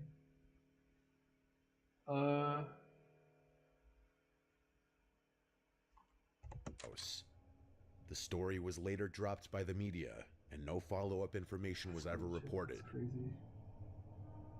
No way. On July 21st, 2023, two elderly women visited the home of their friend, 58-year-old Sharon Gordon, in Dudley, UK. They hadn't heard from her in days, and upon entering, they discovered her lying face down near the stairs, covered in blood. Police arrived quickly and confirmed it was a homicide. Investigators then checked the doorbell footage, which showed the last visitor to Sharon's home, her contractor, Peter Norgrove. He initially claimed Sharon was alive when he left, but footage revealed him leaving with bloodstains on his trousers. Investigators also found the weapon he used in his shed, and he later confessed. Sharon had hired him to build an extension, but after 15 months of delays and poor work, she confronted him. Peter lost his temper and attacked her with a hammer. He later pleaded guilty and was sentenced to life in prison. Fucking poor lady. Holy shit. God, that's awful. On October 6, 2024, Kristen Paul was watching TV at her home in Fresno, California, waiting for her husband to return. Just after midnight, the doorbell rang. Assuming it was her husband, she opened the door, only to find an unknown woman with a crazed look. Christine slammed the door shut, but the woman became enraged and began trying to force it open. When that failed, she tried breaking in through a nearby window. Christine called the police while arming herself for protection. Luckily, an officer arrived within minutes and de-escalated the situation. No fucking way, minutes? Hi. Hi. You live here? No, I don't. So why are you banging on the door? Because my friend is there. I don't think... Despite her erratic behavior, the woman immediately calmed down when confronted by police and was taken into custody. I'm not surprised. Christine later Officers said usually have that effect. The officer wasn't a minute later. Yeah, that's awful. Holy shit. What on earth was it? Maybe she's like on substances. Wilson That's my family was explanation. asleep in their home in Midlothian, Texas. Sorry about that. At around 1 a.m., 21-year-old Malia noticed a bright flash outside. When she ran downstairs, she saw their front yard engulfed in flames, just inches from the house. Came halfway down the stairs and I seen this window right here just lit up in flames, and I just ran and got my dad. She woke her father, who called the fire department. Firefighters arrived within minutes and extinguished the flames before they reached the home. The doorbell camera revealed that someone had poured gasoline around the house and set it on fire before fleeing. Fucking awesome. The suspect wore a hoodie and mask, concealing their identity. The homeowner, Darrell Wilson, believed the attack was retaliation for a lawsuit he had filed against a former employer. However, police had not caught the arsonist, leaving the family terrified the attacker might return. In the early morning of March 11th, 2025, a homeowner in North York, Pennsylvania, was awoken by strange movement on their porch. The footage showed a person wearing a colorful tie-dye cloak and a paper plate mask decorated with jagged teeth and red eyes. It's like a fucking has-been They carried a cardboard box, which they placed on the doormat before announcing themselves as the Box Demon. I am the Box Demon. A faint lullaby played in the background as they walked away into the darkness. Thankfully, the box was empty. People online later suggested the figure was dressed as Dandy, a Roblox horror character, though the meaning behind the act remains a mystery. I'm gonna be honest, that one just looks like a fucking child being stupid. What the fuck? In June Is this an 2023, empty the box? mother of Instagram model Guste Genescate noticed something disturbing in their doorbell footage. Oh god. An unknown man had been following Guste home and was seen lingering around the house. He looked through the windows and wandered around the property. Terrified, her mother called the police, but they couldn't take action since no crime had been committed. Unable to sleep, Guste set up a rope booby trap in the yard. A week later, the man returned and tripped on it around 2 a.m. When Guste checked the Wait, camera, what? He fucking set up a booby trap in someone's garden and then fell for it himself. Are we fucking serious? No way. she saw him standing right outside her bedroom window, I need to staring see this. inside. She woke her mother, who banged on the window and scared him away. Another woman in the neighborhood later reported the same man. Despite having a clear image of his face, police were unable to identify him, forcing Guste and her mother to move. As of now, the stalker remains unidentified. That cost them so much money then. Wow. What the fuck? What do you mean you have a full face and you cannot track him down? Late one night in an Alexandria, Virginia neighborhood, a doorbell camera captured pure horror. Oh, fuck. Alright, and you got me, GG's. Three masked figures in full The Halloween strangest costumes figure. stood outside a home at around 10 p.m. and refused to leave. One of the occupants, Shayla, initially thought it was a prank and even greeted them with Happy Halloween. But within seconds, the mood changed. The trio rang the bell, shook the doorknob, and kept knocking, the knocks growing louder and more aggressive. Look at these little children.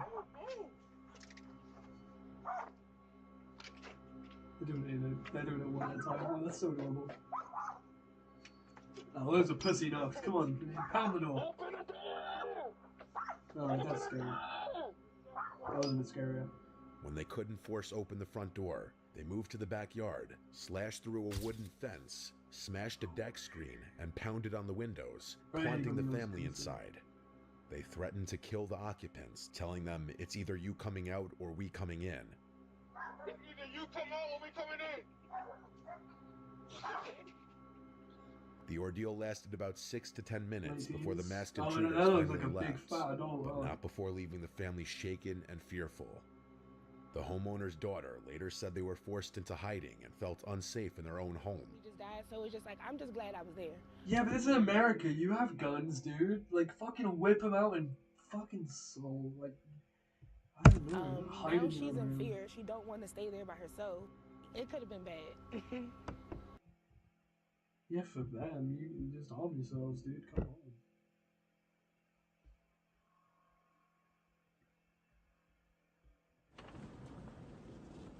This is gonna be In this horrifying. footage submitted by Jason, something Here we happens go. that if it weren't caught on dash cam, you wouldn't believe it. It was around 1 in the morning. Jason was on his way to what he thought was going to be the house of a woman he matched with on a dating app. The person had given Jason their address over the app. They had not exchanged numbers. After putting the address into his phone, he realized that not 666 only was the news. address 20 minutes away, it was also in a less desirable side of town. Oh, Against his better judgment, he got in his car anyway to head to the given address, which was in a cul-de-sac. After entering the cul-de-sac, he realized all 3 houses had all of their lights out, and when he tried to message the girl he matched on the dating app, she would no longer answer. After waiting a few minutes for an answer, he realized the person had unmatched him, meaning it may have been a trick or prank, and so he turned the car around. As he was leaving the cul-de-sac, he noticed someone on the sidewalk stepping out into the street, and so he locks his doors and slows down. This is the footage captured on the dash cam. I'm scared. I'm fucking horrified. Yep. What the fuck? The footage is kind of grainy, so it's hard to make out some of the smaller details. But basically what happened was Jason slowed down as he saw a masked person walking into the middle of the street, Masked? immediately knowing something was off because there was nothing across the street except a busy highway.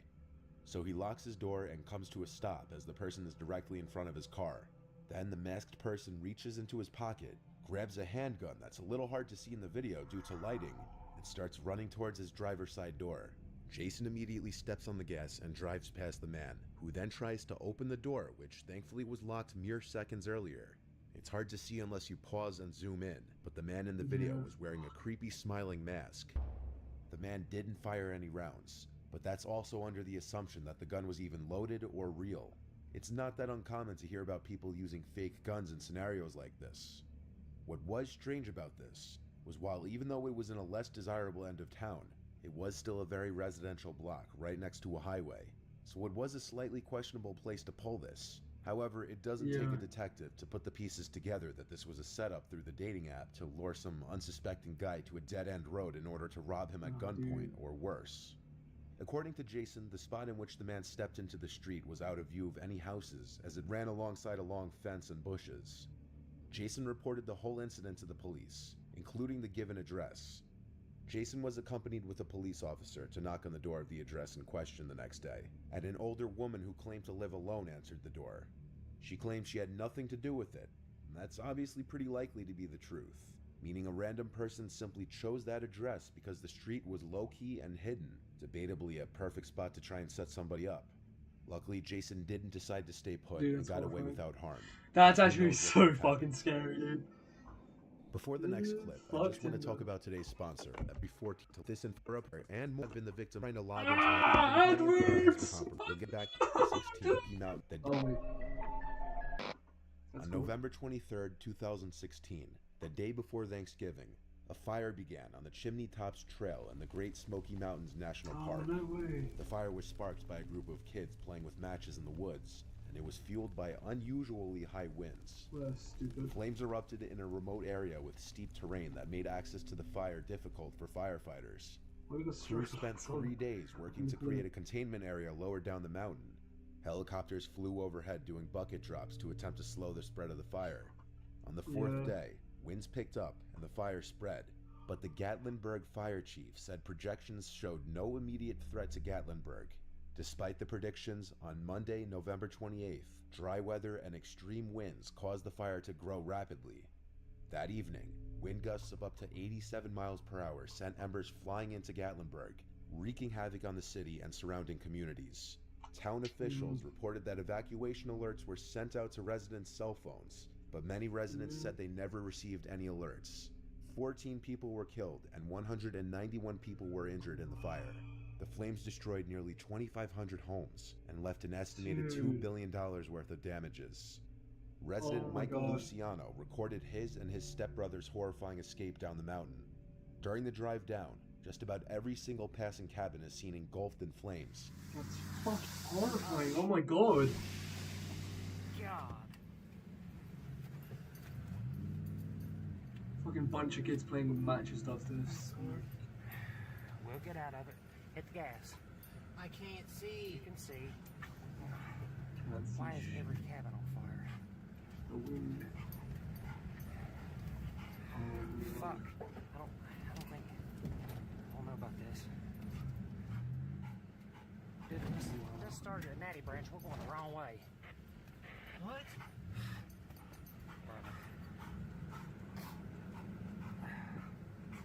Oh God, that was a beautiful cabin too. Not now. And at multiple points, the two men find themselves stuck behind fallen trees. Go through it. Go through it. I can't. I cannot be stuck. Try it on the left side where these sticks are short. Get a running start.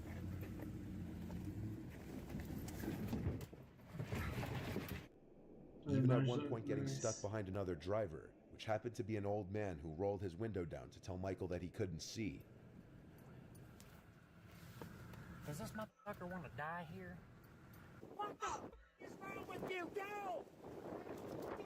Get out of here! The old man ended up pulling to the side and following Michael's taillights down the mountain. At certain points, it seems very likely the men aren't going to make it out alive. But by some stroke of luck, they made it to the containment area with only minor damages to their truck. Their luck didn't just end there, though. Their cabin survived the fires with very little damage, despite its close proximity to the surrounding engulfing flames.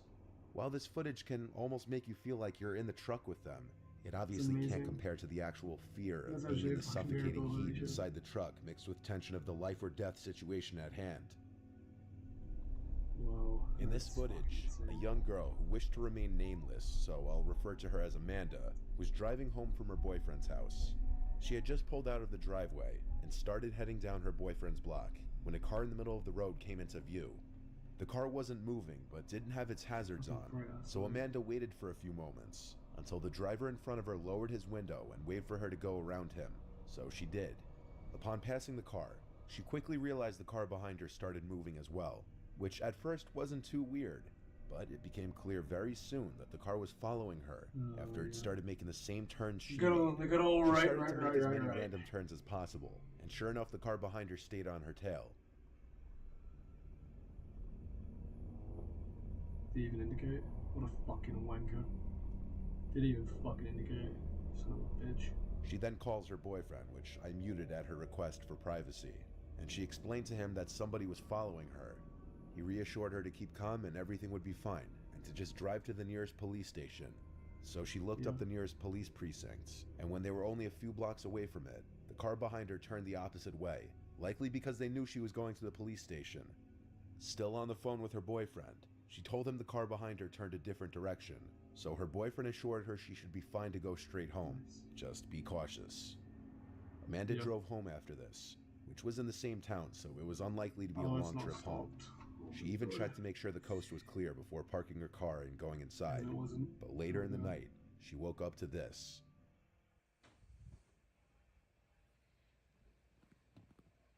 Please be doorbell footage. Please.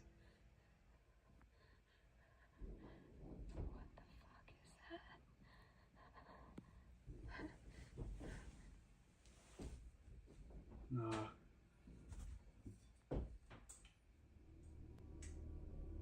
It's fucked. It's fucked. Amanda heard sounds right outside her bedroom window, like someone was trying to lift it open from the outside. Once she turned the lamp on, the noise stopped. She called for her dad when she realized what was happening, and the occurrence was immediately associated with the vehicle that was following her earlier. So the family called the police to file a police report and showed them the dashcam footage of the vehicle following her. The vehicle could be identified as a BMW, and Amanda was asked if she knew anyone who owned a BMW that might want to hurt her. The only person she could think of was a guy named Christopher Crea, somebody who she blocked on social media for obsessive harassment, who happened to drive so we got a the fucking BMW. victim. Yeah, we got the perpetrator. These were the last texts Christopher had sent to Amanda before she blocked him. Christopher happened to know Amanda's boyfriend personally through mutual friends, and through those connections, he knew where he lived. So the idea that this Christopher guy waited outside Amanda's boyfriend's house suddenly became a possibility. As an idle threat, Amanda's boyfriend sent an Instagram DM to Christopher that she was filing for a restraining order if he bothered her again. But his response was him acting confused and claiming he hadn't bothered her. Whether it was acting or not is a mystery, but nothing happens again at Amanda's house after that, so it doesn't seem too far-fetched that it could have been this Christopher guy. No, it's fucked. The following dashcam footage was taken in the vehicle of Uber driver Christina Spikuza, and I want to warn you, is this the one where the fucking footage shown? The story behind it is upsetting. 38-year-old mother of four Christina Spikuza was doing some night drives on February 10th, 2022, when 22-year-old Calvin Crew used his girlfriend's phone to order an Uber. Christina accepted the ride and picked Calvin up. He gets into the car in a sketchy mask covering his entire face except for his glowing eyes. She greets him by asking for Tanea and how are you today, but he doesn't answer either question, or if he did, it was likely an inaudible grunt. Hi, Tanea. How are you today? Christina was extremely polite to Calvin, even asking how his day was going a few minutes in. Did you have a good day today? Calvin is seen turning to check if the coast was clear, and then lifting his mask up slightly before pulling a gun on Christina and threatening her. I'm sorry? Keep driving. You've got to be joking. Keep driving. What are you doing? This is a gun. Keep driving. No, it's not. Stop. Come on, man. I got a family. What are you I got doing? a family too. Now drive. What are you doing? Drive. Please stop. Drive the car, miss. Why are you doing this? Make this so noticeable. Just drive. Why are you doing this? Drive the car. To where? Complete the trip. I cannot do that. Complete the trip. Why are you doing this? Complete the trip. Please? He tells her to cancel the ride so that it could no longer be tracked. Not long after, he grabs her phone to gain access to her banking apps to transfer money to his girlfriend's phone. No. Before grabbing the dash cam and throwing it out the window, he tells her that everything will be okay if she does what he says. But that later proved to be a lie. Christina's body was discovered by an Amazon driver 2 days later, lying in the woods 50 feet off the road, with a single gunshot wound to the head. Detectives found Christina's dashboard camera along the route of her last Uber ride, and the footage provided all the evidence necessary to prosecute Calvin for her murder. Oh my god. Prosecutors are currently seeking the death penalty for Calvin. Yeah. Yeah, fucking deserved, man. Fuck me. Ah. It's the last one? Yeah. Fuck, dude. Fuck. Oh. What a fucking bummer, man. What a fucking vile piece of cum. I should have said a waste of cum. Still, my point still fucking stands, dude. What a fucking waste of semen. Vile fucking cunt, man. Holy shit. Sasha, in your house is horrifying, bro. Doing it. We're doing it. Hello. Please leave a message after the tone. This first one comes from Jade from Seattle. After college, Jade and her boyfriend Steve wanted to live together. They had talked about this since they were freshmen in college together often, and eventually they started their lives together. But unfortunately, all has not been happily ever after so far. For some time, almost every day after work, Jade will come home to unwanted gifts from a stranger. Gift baskets full of things like jewelry and other expensive items. And on other occasions, flowers with letters. But every single time there would be a gift basket left, it would include a photo of Jade out in public with family, friends, her dog, or her boyfriend. One day, Jade took the basket into the house and began crying, causing Steve to come running to her side. Steve was furious, as he knew this wasn't just a sign of harassment, but also stalking. Steve would later install security cameras around the house. After a nice dinner one night, Jade was taking a bath and was listening to some relaxing music. There's no way he sends her a picture with a fruit basket. It was a text from an unknown number saying, "I'm outside." Jade screamed, causing Steve to rush in and see the text. So Steve checked the cameras through his phone and saw a tall man was at their doorstep. The man stood there for about 5 minutes before leaving in the direction of the woods. This was a screenshot of the man standing at the door with a black mask over his face. Jade also attached this video she recorded of herself home alone one night while Peter was at work, and the man came to the house knocking on the windows as she texted her mother and grandma in fear.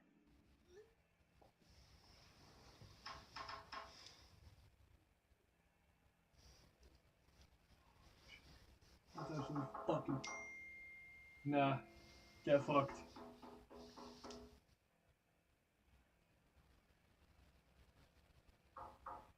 That's actually fucked. After calling the police, they didn't provide much assistance to Jade, only suggesting she change her phone number. Fast forward a few nights, and Jade began to hear her phone go off at around 3 a.m. It was the same unknown number calling her. She didn't pick up the call, and about a minute or two later, Jade's phone vibrated, notifying her of a voicemail left from the number. This was the voicemail.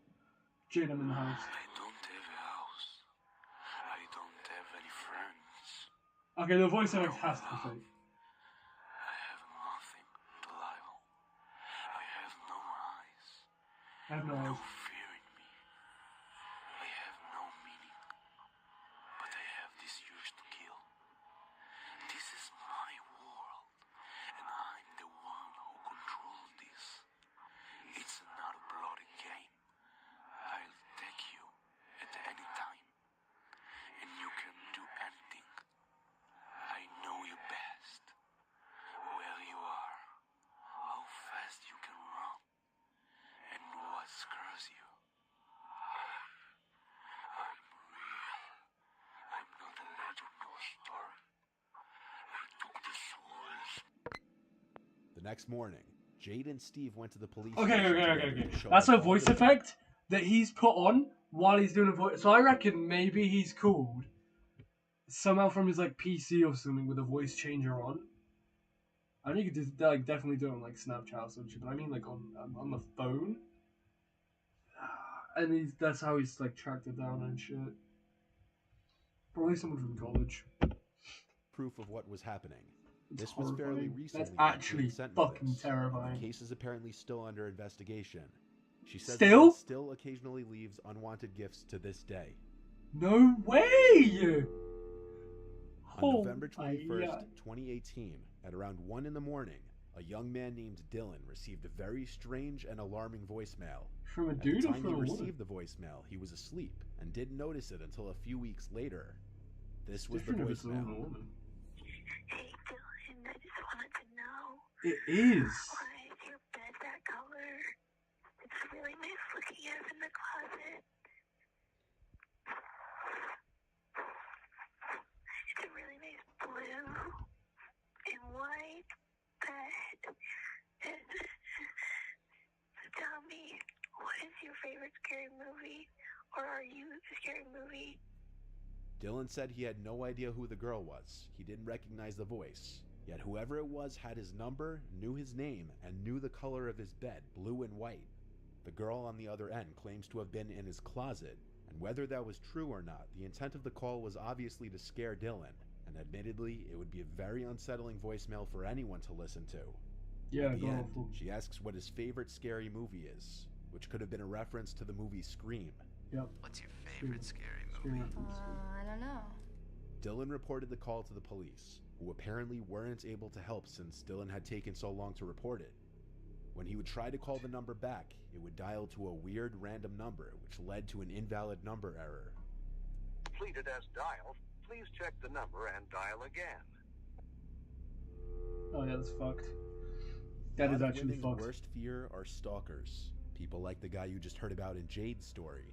It's a much bigger and more common problem than most people realize.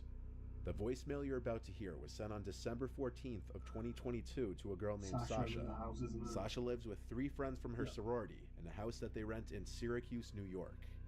Sasha met a seemingly nice and normal guy while out in town with her friends.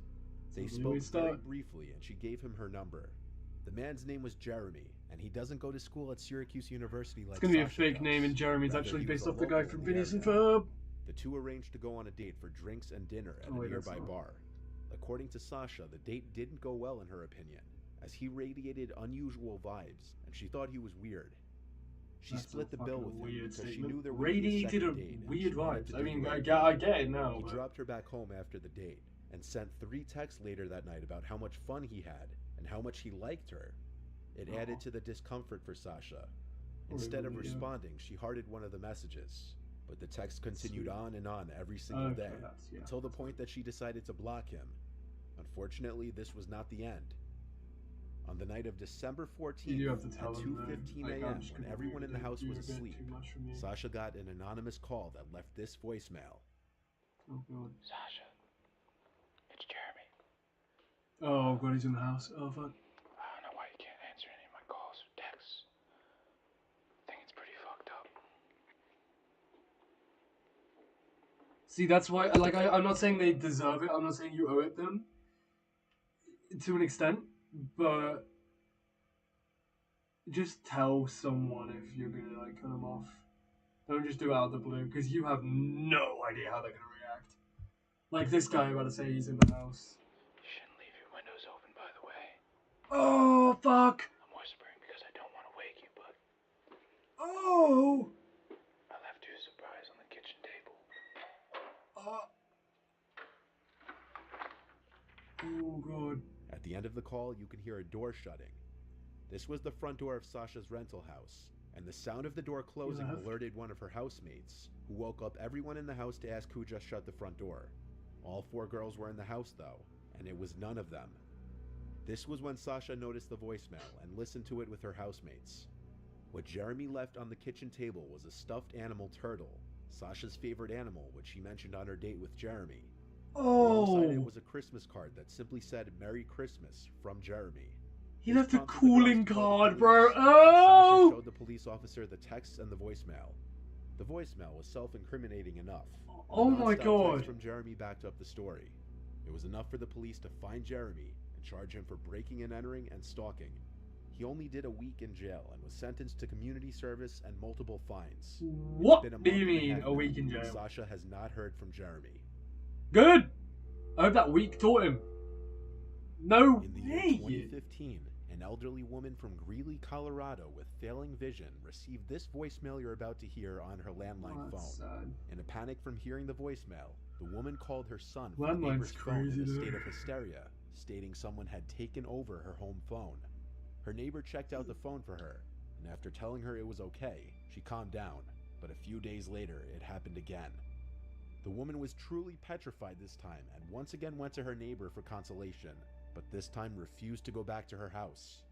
Her neighbor called the woman's son to tell him about the situation, so the son took time off of work and traveled to Colorado the next day to help her. After testing the phone to see if anything was wrong, it seemed completely fine, but he planned to stay with her the following week to make sure she was okay. The son was horrified when he discovered what was really going on. When she had lifted the receiver, rather than the dial tone, she heard this message. Connecting you. Please hold the line.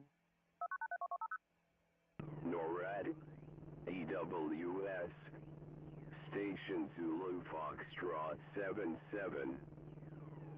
Zulu Foxtrot 77. Status alert Con 4. Status alert Con 4. Security tracing in progress.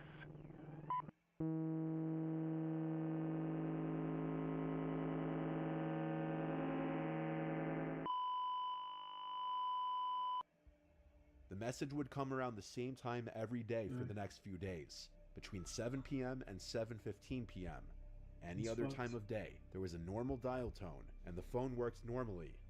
The weirdest part was that the phone wouldn't ring at these times. The recording was heard instead of the dial tone if they lifted the receiver to make a call between 7 and 7:15 p.m. The son recorded the message, and the next day, the phone was dead for most of the day, unusable. Upon calling the phone company, they said they couldn't do anything as nothing seemed to be out of the ordinary from their end. That evening, the son tried to take another recording to see whether the message had changed, but it was just the dial tone now. The message was never heard through the phone again. The mother was still afraid to pick up the phone for a long time after this, causing the son to post the recordings online to see if anyone on the internet would have a clue to the meaning behind the recording. And while some people suggest that it may be some kind of secret government message or code, no one seems to know for sure. Oh god, here we go. Number one. I still feel On like the October fucking Jeremy 29th guy of should be there. 2009 at 10:45 a.m., Braxton McCannon's mother kept receiving calls from his sister's phone. This was strange because Braxton's sister was home at the time, so as Braxton's mother left her room to go ask her daughter why she was calling her, she met her in the hallway. Braxton's sister was already on her way to her mom's room to tell her about the phone mysteriously calling her mother over and over again, and how it was scaring her. It was not her who was making the phone calls. It was her phone itself. The phone was currently still inside her room as they were talking, and during that time, Braxton's sister's phone called their mother again. This was proof to their mother that it was in fact not her daughter making the phone calls, as she was standing right there. This chilling realization wasn't the creepiest part though. This time there was a voicemail left after the call. No shot. Message skipped. Saved message.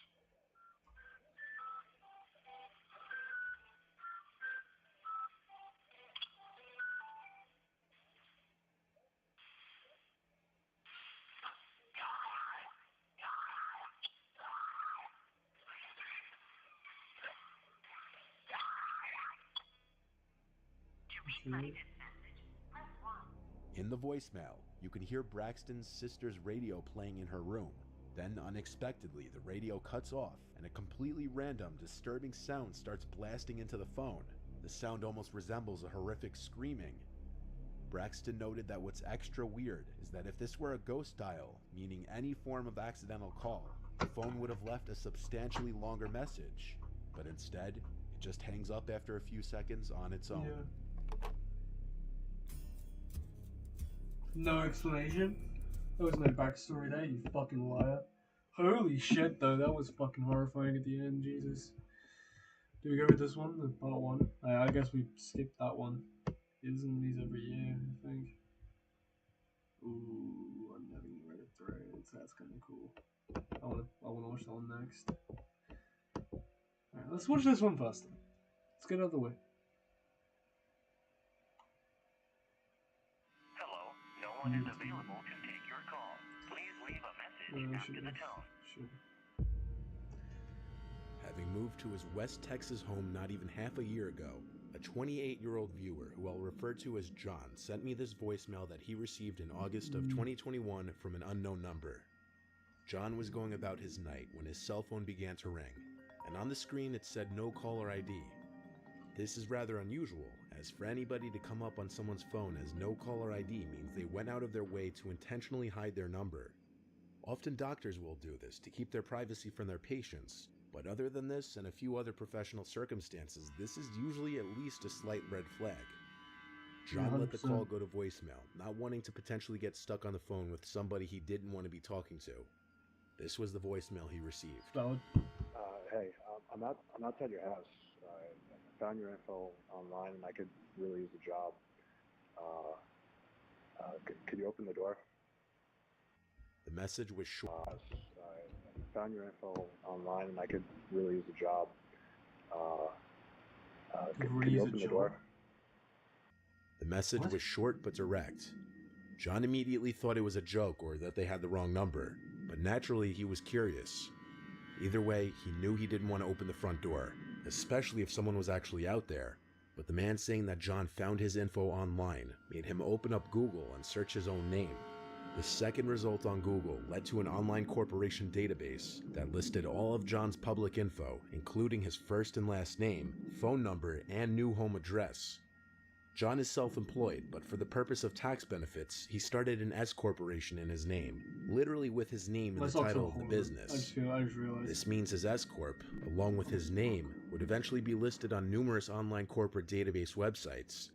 Coming to this realization, the voicemail suddenly seemed more legitimate. John went downstairs and inched closer to the front door, trying to be quiet. Someone started to bang on the front door, and a voice from the other side was saying something, but his voice was muffled.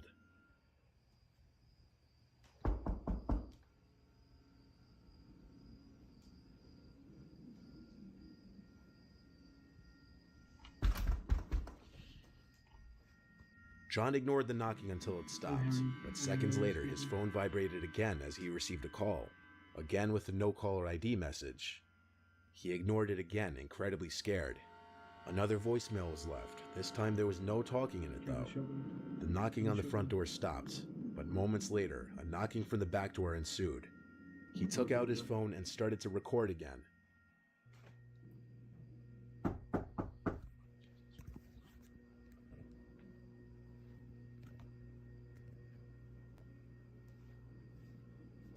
If this was me, I would have announced I'm armed and then cocked the fucking shotgun.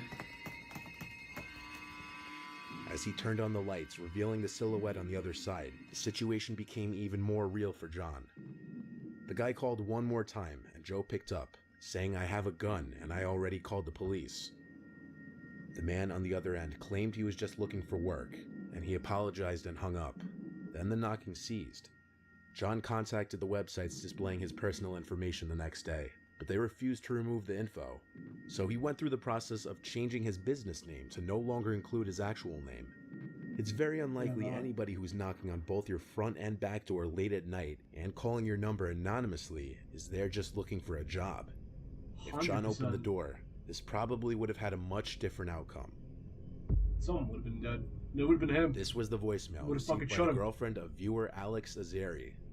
Alex's girlfriend reached out to him right after hearing it for the first time to get his opinion on it, since his name could slightly be heard in there, to which all he could offer was equal confusion and concern.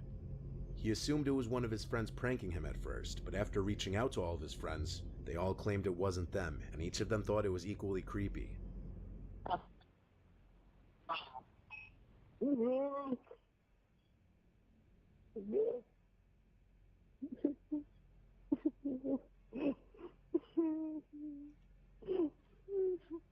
Just him crying. I'm trapped in the bottle. Alex had no outgoing calls, and and the person specifically called his girlfriend while mentioning his name, so somehow they must have gotten both of their contact info. Alex and his girlfriend live in different states, and very few people in his life have her number. The voicemail itself is very hard to understand. In the beginning, it sounds like there may be a second person in the background, but it's all very muffled. Well, it didn't make any You can, however, clearly hear that someone is crying into the phone. Yep. I'm trapped in the bottom. At this point, it sounds as though someone is speaking, though it's very difficult to understand. It sounds like they're saying, "I'm trapped in the dark," although it could be something else. At first, Alex was unsure if this was just a prank, a hacker, or something else, but after receiving this voicemail, Alex claims a number of strange occurrences happened in his house that same day and the following. First, a door upstairs slammed shut randomly while everyone in the house was downstairs eating dinner. Upon inspecting the bedroom, nobody was inside. Alex and his brother also apparently heard what sounded like footsteps coming up the stairs when they were home alone. At first, they considered the possibility it may have been one of their two dogs, until checking and remembering they had a dog gate standing at the bottom of the stairs, preventing them from coming up the stairs. Each time they looked around the hole upstairs and checked the stairway, they couldn't find anyone. The footsteps also didn't sound like those of a dog. They were reportedly heavier and more spaced out, like a person's footsteps. With this happening the same day and one day after receiving this concerning, unexplainable voicemail, Alex believes the occurrences may all be linked. Of course, yeah, they've got to be linked. Nothing about it. In this video you're about to watch, a couple briefly documents they're listening to two creepy voicemails received on the husband's phone. Hey man, how are you? How you doing? Good. Ready for the big trip? Ready for the big trip. Okay, that sounds good. This is They had been adorable. receiving strange voicemails for weeks already, both on their cell phones and on the landline. In this video though, the man's phone doesn't even ring. He just gets two straight to voicemail notifications. No phone number or any contact details attached to the voicemail.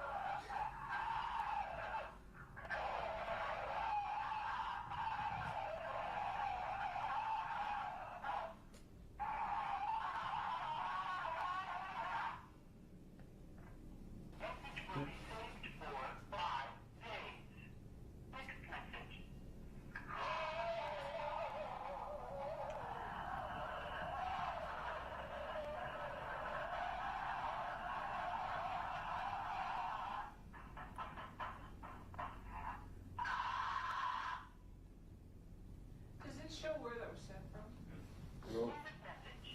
I was just sitting where you were, and my voicemail just went off. No ringing, nothing. It just. And that, like last Tuesday, it was about a 5-minute voicemail on the. Okay, so that's what your mother-in-law heard too, right? Yeah. I called out. So The couple inquired about the calls from the phone company as well, both before and after this video. However, they did not have any records of the audio message being received. The couple described the voicemails as sounding like somebody was being tortured, or some kind of creature was screaming into the phone. Some sort of fucking The couple would banshee. also hear strange sounds in the house at night for a week, such as cabinets closing from the kitchen. They believed that what they were dealing with was supernatural. I don't know about that. In February of 2021, 30-year-old Martha Ramirez woke up on a Saturday morning with a notification on her iPhone that said voicemail from an unknown number. Upon listening to it, this is what she heard. Martha. Martha. Martha. Martha. The voice you just heard in the voicemail was of Martha's father. This caused her a great deal of confusion and horror. But why? Why was this even remotely concerning? Well, Martha lost her dad to cancer in 2019. At the time this voicemail was left, he had been dead for almost 2 years. She listened to the voicemail over and over, trying to think of any other possible person it could be. But she knew her dad's voice. She knew the way her dad's voice sounded saying her name. Oh no. She tried to think back to if her dad had ever left a voicemail simply repeating her name multiple times, but she couldn't remember a single instance. Oh no. Even if she could, That wouldn't explain randomly receiving a voicemail of her father's voice years later. She called their service provider, but they were not able to trace anonymous calls. She asked her entire family if any of them were playing a messed up joke, but when she sent all of them the voicemail, they were all equally disturbed. She claims she was never a religious person at all, That is fucked. nor is she a believer in the supernatural. That is fucked. But she also doesn't believe this was the work of anybody she knew, or any kind of glitch. She says she That's actually fucked. believes this was her dad's voice contacting her, and it terrifies her deeply. If she believes that, why is that terrible? This last voicemail was posted to Reddit 3 years ago. Oh, Reddit. Part of the Oh, Reddit good. post read, "To make a long story short, my significant other got a new phone. For the first time, she has visual voicemail. A family member left her a voicemail today, and when checking it, discovered she had several missed voicemails. She started going through the voicemails. Typical stuff, family, bill collectors, but one voicemail dated Friday, June 9th, 2017 at 4:38 p.m. was from a number we do not know. Alright.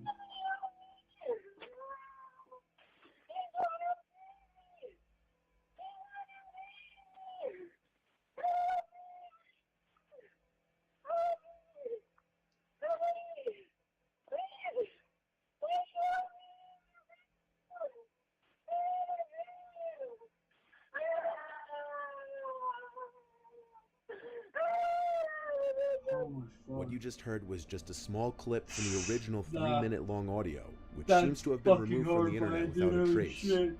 In this small audio clip, though, it sounds like the girl on the other end is saying, "Please help me," and even "They have my baby." The rest of the Reddit post read, "It's 3 minutes long, and the area code is 480, placing the owner around the Phoenix, Arizona Valley.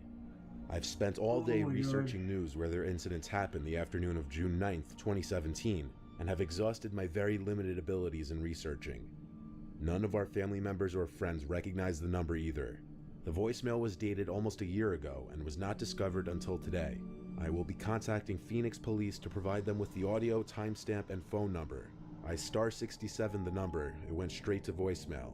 Significant other has had the same phone number for 10 years. Based on a lot of the original replies to the thread, the original audio was so horrific that many couldn't even get through it all. Still, some people believe it to be a horrid. hoax. Either way, this voicemail and whoever was behind it still remain a mystery. That was genuinely fucking terrifying. Holy shit. Oh my god, dude, no. That did something to me, man. That was fucking terrifying. Home security technology has come along. That was genuinely horrifying. That one did something to me inside. Like, that was not good. That was not good to listen to. That was that genuinely gave me fucking chills. Like, that was awful. Not like a tear to my eye or anything. Kind of, but not really. It was so fucking weird. That wasn't it. That was not it, dude. What the fuck are we doing? That was genuinely awful. Holy fuck. That was genuinely awful. Doorbell cameras such as I need Ring to have quickly become do it, extremely okay. popular in recent years, acting as an effective deterrent from potential robbers or any other kind of unwelcomed guests. Their ability to record video whenever someone comes within range to the front of a house or any This other will be getting section of the obvious house when that they're happens, installed in trust. creates an added level of security to a person's home. With the millions of Ring doorbell cameras installed throughout America has come a lot of creepy footage, including the following. This first piece of footage was captured by the Ring camera in the LeMay household. It happened on a cold December night in 2019.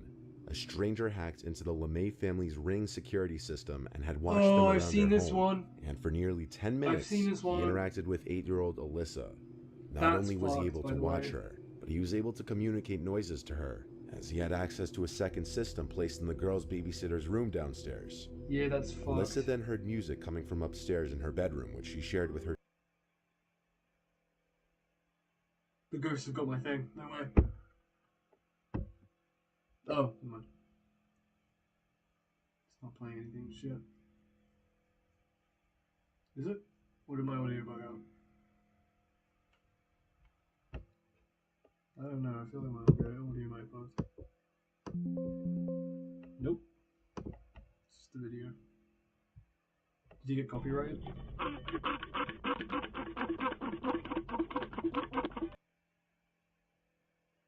Well, that was fucking creepy. It was just a random fucking noise. Grand. Today is not Wednesday. Stop telling me about Wednesday, dude. That, oh. Okay. I thought you just deployed like an EMP into the room. Actually realized someone was watching her in the bedroom because the blue light from the Ring camera was blinking. Then, in a strange man's voice, she heard this. Yeah, this is fucking horrifying. There's no way, like, to tell how. The 8-year-old gasped and tried to figure out where the voice was coming from. She would pick up her toys to see if they were what was making the noises. She scanned the room, and moments later, the man started screaming a racial slur at her over and over, until Alyssa responded by screaming this. What? I can't hear you. I can't hear you. The man proceeded to tell her to go call her mom the racial slur and demand that she repeat it back to him. Moments later, the voice would reply to Alyssa asking who are you by saying he's her best friend, he's Santa Claus. Who is that? I'm your best friend. I'm Santa Claus. What a fucking creep, dude. I can hear the fucking, like, Reddit chungus from it, dude. I'm Santa Claus. Don't you want to be my best friend? I'm Santa Claus. I can hear the fucking After all neck of beard, this, the like, man tries to tell the girl she swaying in the can do wind as whatever he she speaks. wants, including break things in her room. I'm your best friend. Fucking You can do whatever you want right now. What a You fucking can mess up your creep, room. You can break your TV. You can do whatever you want. Yeah, you The can LeMay strip family, naked. who resides in Memphis, Yeah, what a Tennessee, fucking hoped to use perv, the dude. device to keep an There's eye on no their telling how daughters long while he's they had access played. to this fucking camera The as well. scary thing is that it took only a few days for the camera to be hacked. Perhaps the scariest thing is that no one knows how long he had access to the device. What I'm saying. This could have What gone a on even longer fucking if the hacker creep, decided dude. not to produce any sounds through the device. God Put yourself in damn. the little girl's shoes. Imagine hearing a creepy song playing in your bedroom, not knowing where it's coming from, only to realize that it's coming from a camera system that you set up in there, and that someone could be watching you. I would Now never set up a imagine camera in waking my up to that bedroom. in the middle of the night. Not In because another of this, but similar this is, I certainly scenario, added to the reason. here's the footage from a Ring camera that was also And I taken watched over this by a video hacker before. who attempted to speak to a young girl while she was watching television. Because I think I've watched these, like... What you watching? Hey, they all sound the same, you can always tell. The fucking Reddit accent. Hey, what show is that? The You can tell father he's, and like, tapping homeowner, his Adam foot. Kerselik, had set up the Ring And he's camera like, in "Ooh, his kitchen. what In are the you footage, watching?" a voice can be heard speaking to his daughter after he momentarily leaves the room. I've seen that show before. You were just asking what it was, you fucking What idiot. season, Jan? It's fucking Sophia the First, season 3. Hello? This guy's watched all 5. Is there 5? I don't know.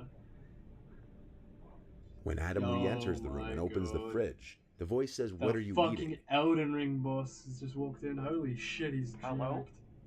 jacked. Did he just What are you acknowledge it? eating?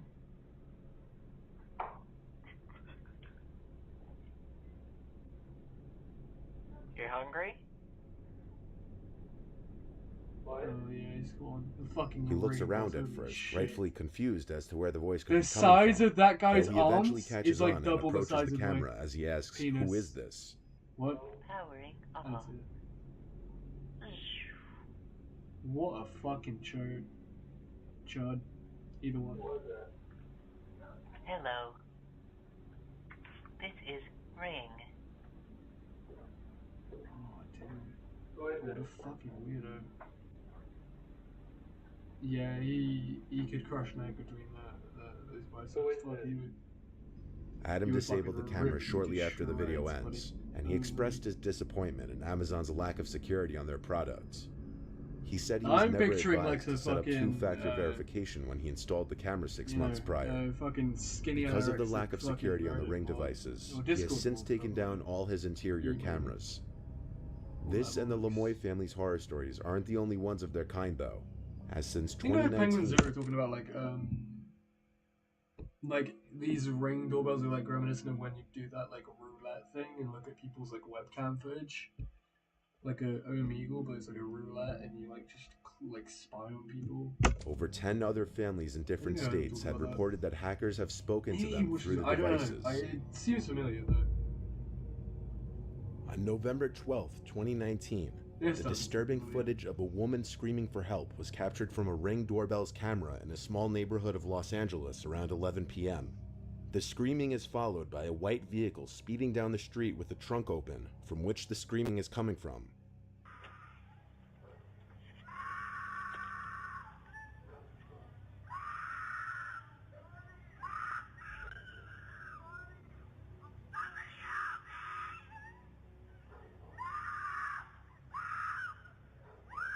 What the fuck?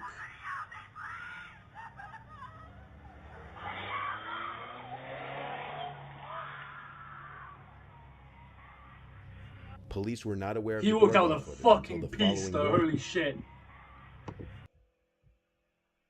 Is that a gun?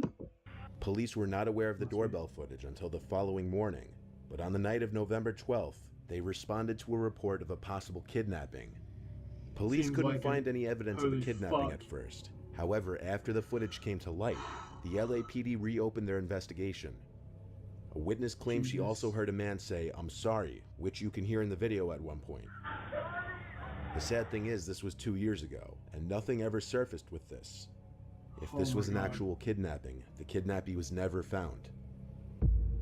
Wow, that is fucked. That is fucked. Oh, she's probably dead in the ditch. Oh my god, dude. The dude saying I'm sorry must feel so fucking bad, dude. I'm guessing that's like the neighbor who can't do anything because it's a speeding car. Through a neighborhood, practically flaunting that he's kidnapped her because the boot's open and she's still like screaming for help in the back of the car and never came. That's actually fucked. This That's was the actually footage fucked. captured How around would they 3 only a.m. made on- aware in the morning? They have the Ring doorbell footage and like I would immediately think, oh yeah, I need to call the police. I got Ring doorbell footage of this. They would immediately link those two together as well. Oh my god, that's so fucked. Could you even get the license plate from it? There's no way. With this. No, there's no way you could get the license plate from that. This was an actual kidnapping. The kidnappee was No. never found. Oh, dude, that is so This was the fucking footage captured around 3 a.m. ass. on a man's Ring camera. Sergeant? Not much more information than that was shared. I However, am a multiple surgeon. conclusions That's a can be woman. drawn from what's seen. It starts with a masked woman seemingly trying to enter the man's house until she notices the doorbell camera, at which point she stares into the camera for This is almost a 40 cosplay. seconds. It looks like a cosplay, Halfway to be into her disturbing gaze into the camera, she puts on a pair of goggle-type glasses and pulls the mask covering her mouth and nose up higher onto her face, clearly trying to mask her identity as much as possible. Before she walks away, she makes several hand gestures into the camera, then turns and appears to grab something from behind one of the walls of the Okay. house. Pinky promise. I don't know what that one was. Probably a gang sign. The Bloods and the Crips. Although she's dressed in white, so I have no idea what color that would be. As she slowly walks away from the house, you might assume she's leaving for good. However, you can see she continues to pace back and forth in front of the house until the video hits the 2-minute mark, at which point the doorbell camera is set to stop recording. After the video ends, however, according to neighbors, the woman was seen standing outside the house for at least another 20 to 30 minutes before Big ass finally house, by the way. disappearing. Holy fuck. It's not known who this woman was, whether it be a crazy stalker ex-girlfriend or someone completely random. This begs the question, what could she have wanted with the owner of the house? But given everything the woman was wearing Money? from head to toe, it's obvious she came to that house with intentions of masking her identity. Why is a question that may never be answered. I would genuinely argue some sort of like fucking psycho. That's And with dressed this as last a one, doctor. we see a scene that seems like it was taken straight from one of the Oh, hundreds I've of seen stories this I've read on one. the channel. Once again, at some off hour in the night, a woman approached the front door of a Reddit user's dad's friend's house somewhere on the east coast of the United States. The woman seems to have a slight smile on her face at first, as she looks around the front door of the house all confused like. She stands there for 2 full minutes at least, acting nervous and confused, looking behind her several times in a paranoid manner. But what is most concerning about this unexpected visit was the large kitchen knife in her hand that she looks down at several times in the footage. Is it split up? Yeah, it's definitely split up.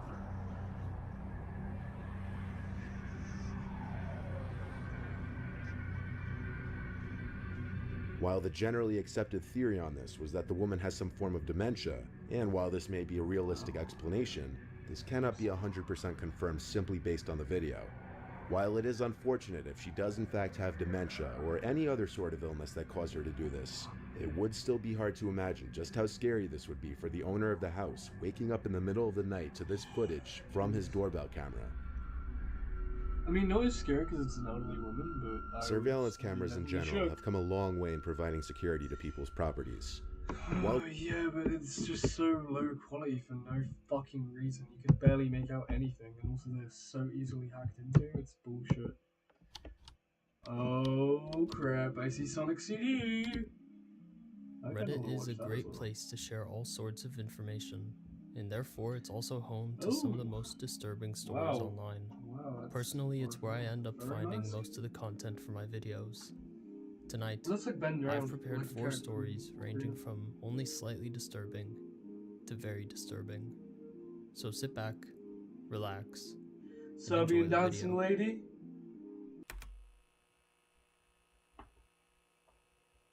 Two years ago, the entirety of Serbia was shaken when a 13-year-old boy opened fire in an elementary school.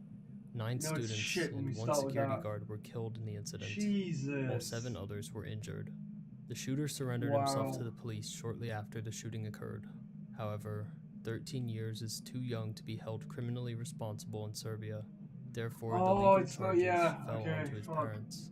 His father, who had taught him how to shoot, was sentenced to 14.5 years in prison, while his mother was sentenced to 3. What's especially chilling is the level of preparation involved. Investigations found that the assailant had been planning the shooting for about a month, having prepared a list of students to target and a dedicated path through the school. Teachers later described him as quiet and academically successful, the kind of description attributed to someone you'd never expect this action from, and the kind that makes your skin crawl in retrospect. In the aftermath of the incident, the minimum age of criminal responsibility in Serbia was lowered to 12 years old. Amnesty was granted to Serbian citizens who chose to surrender their illegal or unregistered firearms, of which 78,000 were handed over to the government, and 1,200 police officers were hired to improve security in schools. The Belgrade shooting was a clear-cut tragedy, and has forever left its mark on Serbia, and for some reason, Indonesia as well. Fast forward to 15 days ago as I'm writing this. I came across all this information and more in a post created on r/Internet Mysteries. Discovered disturbing fake Facebook profiles impersonating victims of the Serbian school shooting. What's going on? What truly shocked me was when I accidentally came across the Facebook profile of one of the murdered girls. At first, I thought it was her actual profile, but I was soon unpleasantly surprised to discover that there was a whole series of fake Facebook profiles impersonating the murdered children and the shooter. The content on these profiles is also quite disturbing and confusing. Many of them have other similar profiles in their friends list. I'm not sure whether all the profiles are made by the same person or by a group of different people, but I've noticed a kind of fan page or roleplay dynamic. For example, one of the murdered girl's profiles is listed as being in a relationship with the shooter's profile.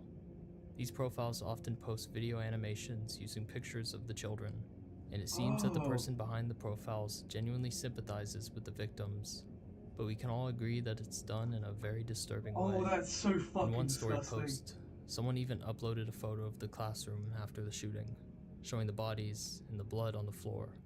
I'm someone from the Balkans, and I can assure you that the media covered this story day and night, but I've never seen such photos, and didn't even believe they existed. That is fucked.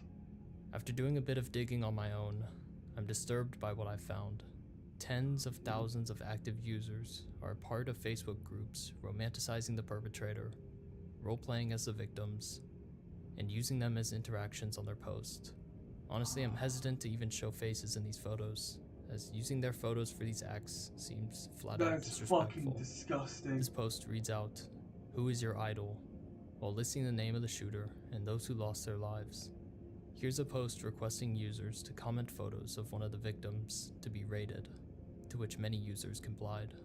Then there are several photos with trivia questions, or photo/edit competitions. I agree that, in some sense, There is remorse felt for the victims of the tragedy, so fucking but that's disgusting. easily overshadowed by how odd everything That is else actually is. fucking It's hard for me to vile find the words behavior. to describe this. Why are you treating these victims like they're some sort of celebrity idol, basing your entire account around them, as if you were them?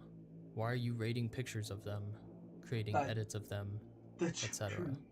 It's like the boundaries between grief and obsession have completely collapsed. Oh my god, that's fucking disgusting. Whatever the reason behind this, it feels highly inappropriate considering the ages of everyone involved in the tragedy.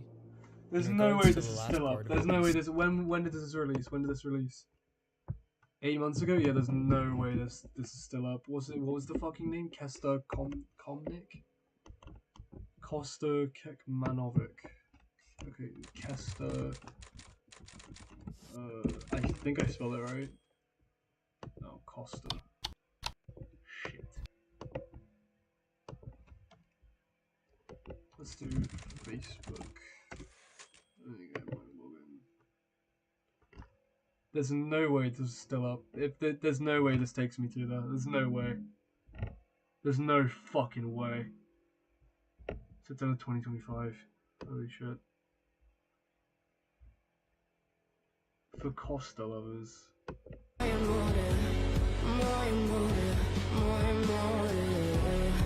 want to get striked, aren't I? I want to get claimed for that.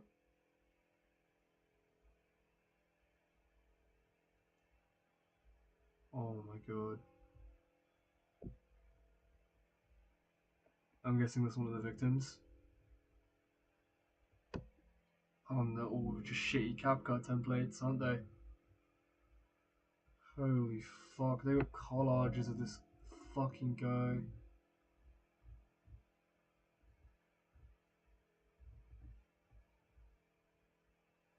So is that the shooter? I genuinely don't know.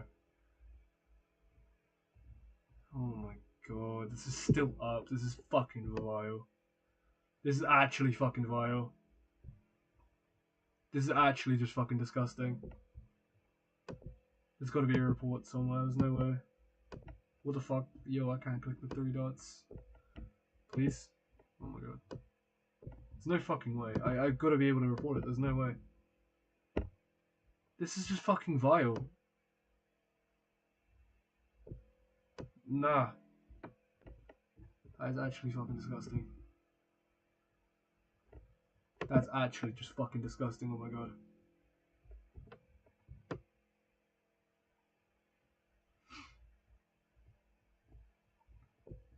Daytona fucking where are you now? I don't know, no way.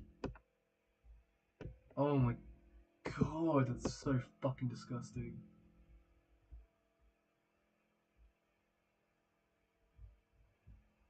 Oh, dude, that is just fucking vile. They're editing him like a fucking anime boy. That's actually disgusting behavior, and that's still up as well. That's actually disgusting. Involved in the tragedy. I actually want to throw In it up. regards to the last part of OP's statement on the gory images, I saw at least one that contained bloody shoes with the names of the victims, though I'm not sure if it's actually related to the incident or not. The most confusing part of all of this is that the posts are in Indonesian. All of the accounts either speak Indonesian, are from Indonesia, or both. That isn't to say that you're not allowed to grieve for the victims, no matter where you are in the world, but what is it about this incident in Belgrade that latched onto a specific corner of the internet in Indonesia? As someone who knows almost nothing about Indonesian culture, perhaps I shouldn't speak on this. I won't say that the romanticization of murderers doesn't exist within the US, as I've seen more TikTok self-ships with serial killers than I care to admit, but I've absolutely not seen something of this scale, and certainly not with young students. I'm from the Balkans too, so I usually stay away from this topic. It's just creepy and disturbing. But I'll add one little thing. If you ever want to dive into something really fucked up, look into the weird true crime RP scene. I feel like on Jeff Facebook, the Killer is somewhat especially with to blame for Indonesian this accounts. a little bit. There's this whole subculture where people romanticize victims and killers, sometimes without really understanding the context. They turn real tragedies into some kind of twisted fanfiction. It's fucking disgusting. I think everyone who sees this is going to interpret it differently. As OP stated, some posts genuinely express sadness over the incident and the students who were killed, But on Reddit, cool. a large majority of the posts are I'm sorry, seen I'm as really just trying to distract disrespectful myself or from that. creepy. That was And as actually someone so out of the fucking loop, disgusting what I just I said. have to agree And with it's that. still up to, I can't Perhaps get this over is a that. That's consequence fucking of the vile. digital age. Holy In a shit. world where we are highly exposed to explicit content, where entire generations had Disgusting. unrestricted Actually, access to just fucking sites such disgusting. as LiveLeak, we've become desensitized to Don't tragedies even get me and can no started, longer Live Leak, holy shit. process or react to them as people did in the past. Saw a dude getting his fucking tip hammered in with a fucking nail. It was actually just Arcades are supposed to be a safe haven of fun for all That's a ages, PS4 noise, though dude. particularly for children. A place where you don't have to worry about the outside world and can simply immerse yourself in DDR or whatever you like to play. But imagine your Space favorite machine no Invaders. longer displayed a game, but instead 2 missing children from 1977 and 1982. Several years ago, posts began flooding into Reddit documenting user encounters with these machines. And this wasn't just one location. This was all around the US. Greenville, South Carolina, Dallas, Texas. All on the mini golf? Practically any arcade with this machine. The Cent Mini Golf Cabinet. The boy on the left is Taj Allen Merriman, born May 17th, 1982. Last seen in Darrington Valley, Pennsylvania. On the right is Stephen Philip Curtis, born March 3rd, 1977. Last seen in Hoquiam, Washington. And on top is a phone number leading to the US Missing Children Hotline. Now these are 2 different time periods and 2 very different locations, so we can assume these children have nothing to do with each other. And now we're left with the most common question I ask myself while creating these videos. Why? Why are 2 missing boys from so long ago plastered to the screen of mini golf machines all across the country? The easiest way to get to the bottom of this is by looking into the boys themselves. The furthest back I've found mentions of this screen is in an Atari forum from 2013. Years ago, I remember seeing a mini golf arcade game in a gas station near me. I wasn't able to play it, but I remember watching the demo and seeing the screen with the 2 missing boys pop up. That was the only time I've ever seen that done Oh, dude, in I an just got arcade chills again. game. Fuck. I always wondered what became of the 2 boys Dude. shown in mini golf, and recently decided to look into their cases. Taj Allen Merriman's fate was easily found. It seems his was a family abduction, and he was found safe on July 12th, 1985 in Georgia. That was the date the mother was arrested for the abduction, according to the Beaver County Times. I haven't been able to find anything on the other boy, though. OP's right. In a newspaper from 1985, we can see that Taj Allen Merriman was abducted by his mother during a custody battle, but was shortly thereafter returned to his father. The story of Stephen Philip Curtis is a bit more complicated. While I can't find any reports online about his disappearance or his status as a missing person, forum users were able to find someone with the same name and age living in Washington. For now, we can just assume that he's safe and sound, despite whatever caused him to be listed that would as be missing. the best. As I mentioned earlier, the only machine these missing screens showed up on was the Cent Mini Golf machine. Cent Technologies was an arcade game company founded in 1982 by ex-Atari employees. However, it went bankrupt shortly after in 1988, but not before producing quite a few games. Members of the Vintage Arcade Preservation Society discovered that these missing children screens were also present in 2 other games, Gimme a Break and Stompin'. However, these were completely different children, meaning that there were 6 missing children in total. Melinda Marie Smith, Where have I had that no from? information. April Rose Yates, believed to have been taken by her non-custodial father. Daniel Godfrey Owens, no information. This happened twice.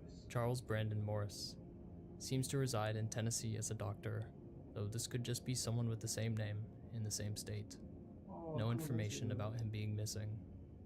Honestly, I'm shocked that I found next to nothing about these children, not even in official missing persons databases. You'd think I'd be able to find something about the Hide and Seek Foundation, whose logo appears on all of these screens, but it's difficult to confirm that this foundation even existed in the first place. Internet sleuths were so intrigued by these missing children reports that they reached directly out to those who had worked with Cent Technologies before the company went under, namely an ex-Atari engineer, Dennis Coble.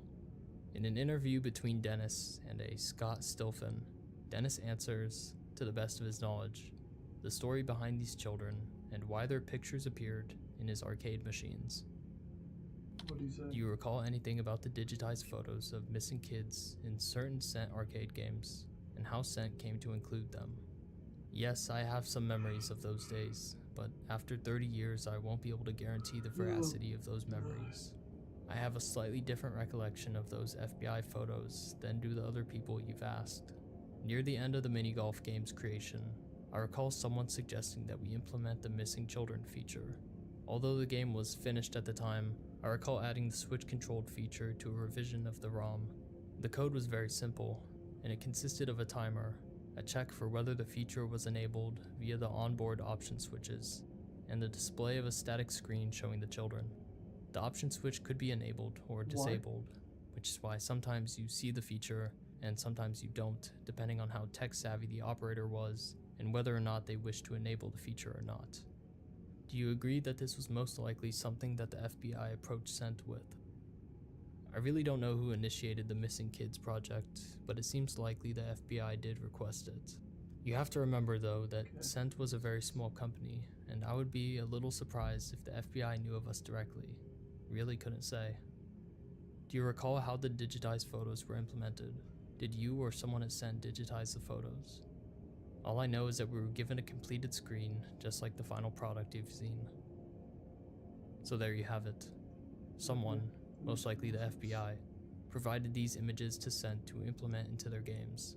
While this doesn't exactly clear up every question we had, such as the status of the remaining missing children, this does give us a better understanding of what happened here. If you'd like to play the game yourself, versions of Scent's mini golf game exist online, and still contain the idle screens that confuse quite a few arcade goers. No way. Wow, that's actually so fucking haunting. There's a 20-mile road into Hartford National Park. You come to this area known as the Devil's Garden. There's a walk that goes out about 3 miles. I believe I found a body on a Boy Scout campout 10 years ago. Like the title says, I believe I found a buried body on a Boy Scout camping trip about 10 years ago. I'd like help finding the site. The trip was somewhere in the mountains of Utah. It was located somewhere in this area. I think I remember needing to pay to get up to where the campsite was, meaning it was probably inside one of the national forests, but I don't remember it being near any other campsites. This is a picture of what I remember. Like I said, it was 10 years ago, so it's not super detailed. The body was in a trash bag that was buried next to some bushes. I had unburied part of it with a shovel and ripped a hole in the bag to see what looked like a plaid shirt before one of my scout leaders made me fill the hole. This immediately raised red flags amongst Reddit users, as the scout leader's actions come off as quite suspicious. Do you still have contact with anyone from your troop or your scout leaders? Unfortunately not. My parents might still be in touch with one of them, but I have no idea where the other leaders may be. I brought it up with the other scouts a few years back, and none of them remembered where it was. If the scout leader had them bury it, I'm not sure they're the person to talk to for answers, unless he later called in police and just wanted to keep the kids away from it for the moment. It was difficult to find any leads for this, as OP didn't exactly have the memory to confirm where this took place, nor could they get into contact with any of the scout leaders at the time. However, one user did have a similar experience around the same time and location that OP mentioned in their post. No way. In either 2010 or 2011, I had a very similar experience in the same area. As we pulled into a campsite, we passed a park ranger's truck. When we got out, we smelled the stench of decomposition. I followed my nose from the campsite to a spot close by. As you described, there was a shallowly buried trash bag. I poked a hole in the bag with a stick, and out popped a bone. Looked like a rib, just poking out of the bag. I was ready to nope out of there, but also felt a responsibility to alert someone to this possible shallow grave. We walked back to the park ranger's truck and began looking for him. We may have called out for him, I don't recall, but he shortly came back to his truck out of the woods, or from another campfire spot. We told him about what we'd found. He stopped us and said people routinely came up to there to party and leave huge messes. He said he had personally buried the bag we had found. Apparently the previous occupants of that spot had left a lot of meat in beer cans.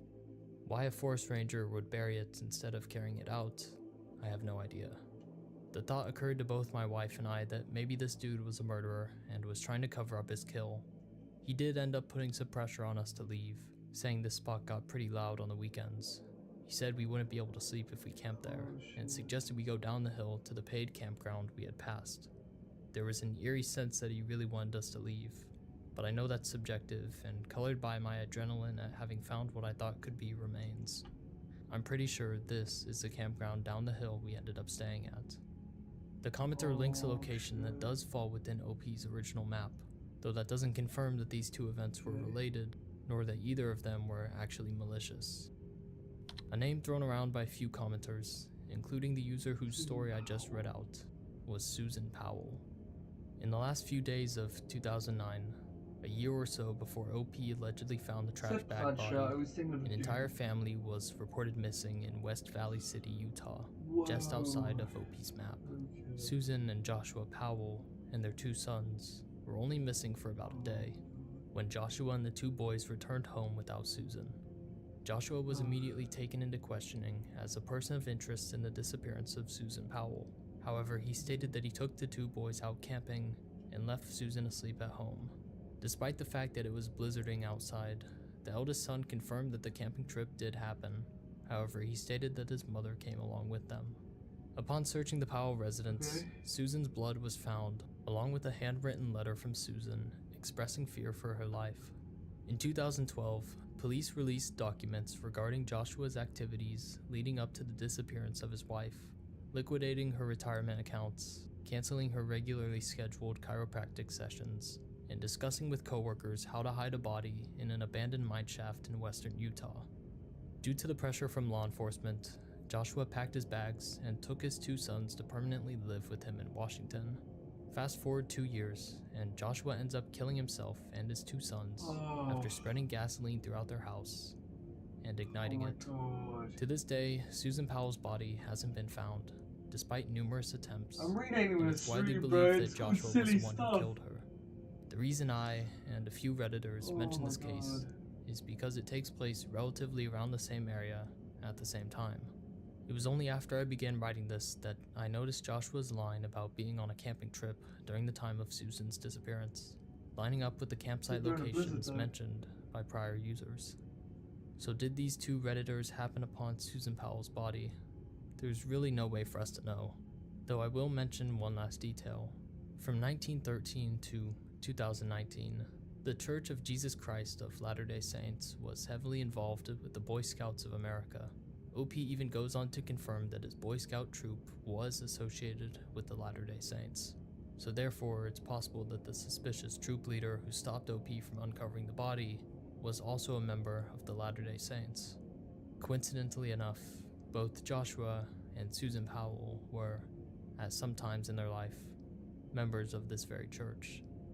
This could mean anything, or it could mean nothing.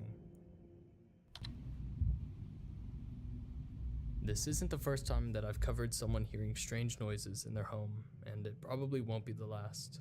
5 years ago, one Reddit user took to r/RPI after hearing the word Venus coming from somewhere inside their apartment. Are we being stalked or recorded? Need advice on what it could be. I'm a college student and I basically live in 2 apartments. I stay at my brother's apartment a lot, but I mostly stay at my own apartment that I share. I live with my friend who is a pretty attractive girl, so I always worry that she would be an easy target for a stalker or a creep. There have been some weird suitors in the past couple of years, but nothing like stalking. So today we got a Christmas tree for the apartment and we were just chilling in the living room when we heard a device make a swooshing sound from the next room over. And then there was an Alexa-type male voice recording saying the word Venus. It sounded as if a device was turning on or off or something like that. I go over there and see if one of our phones went off, but there weren't any mobile devices or speakers in the kitchen. I go back in the living room and we check our phones to see if one of us got a message, but neither of us did. She asked me if I was f***ing with her, but I immediately asked her the same thing. This kind of freaked her out, and with my paranoia, I immediately thought it could be some sort of recording device or something to spy on her. In my research, the only thing I could come up with that could have possibly made the Venus noise was maybe an LG Venus phone turning on. It's a burner phone that has a decent camera. This could potentially be terrifying if there's a cell phone turning on in our apartment that we've been living in for over 5 months. Neither of us own any extra phones, especially a burner. I need to know what this could be.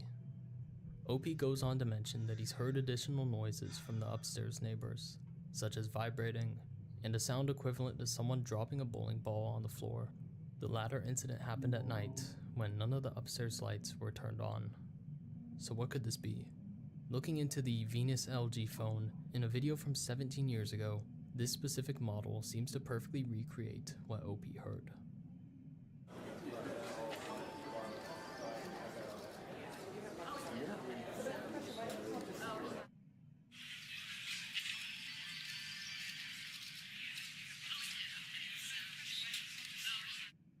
I didn't hear it say Venus.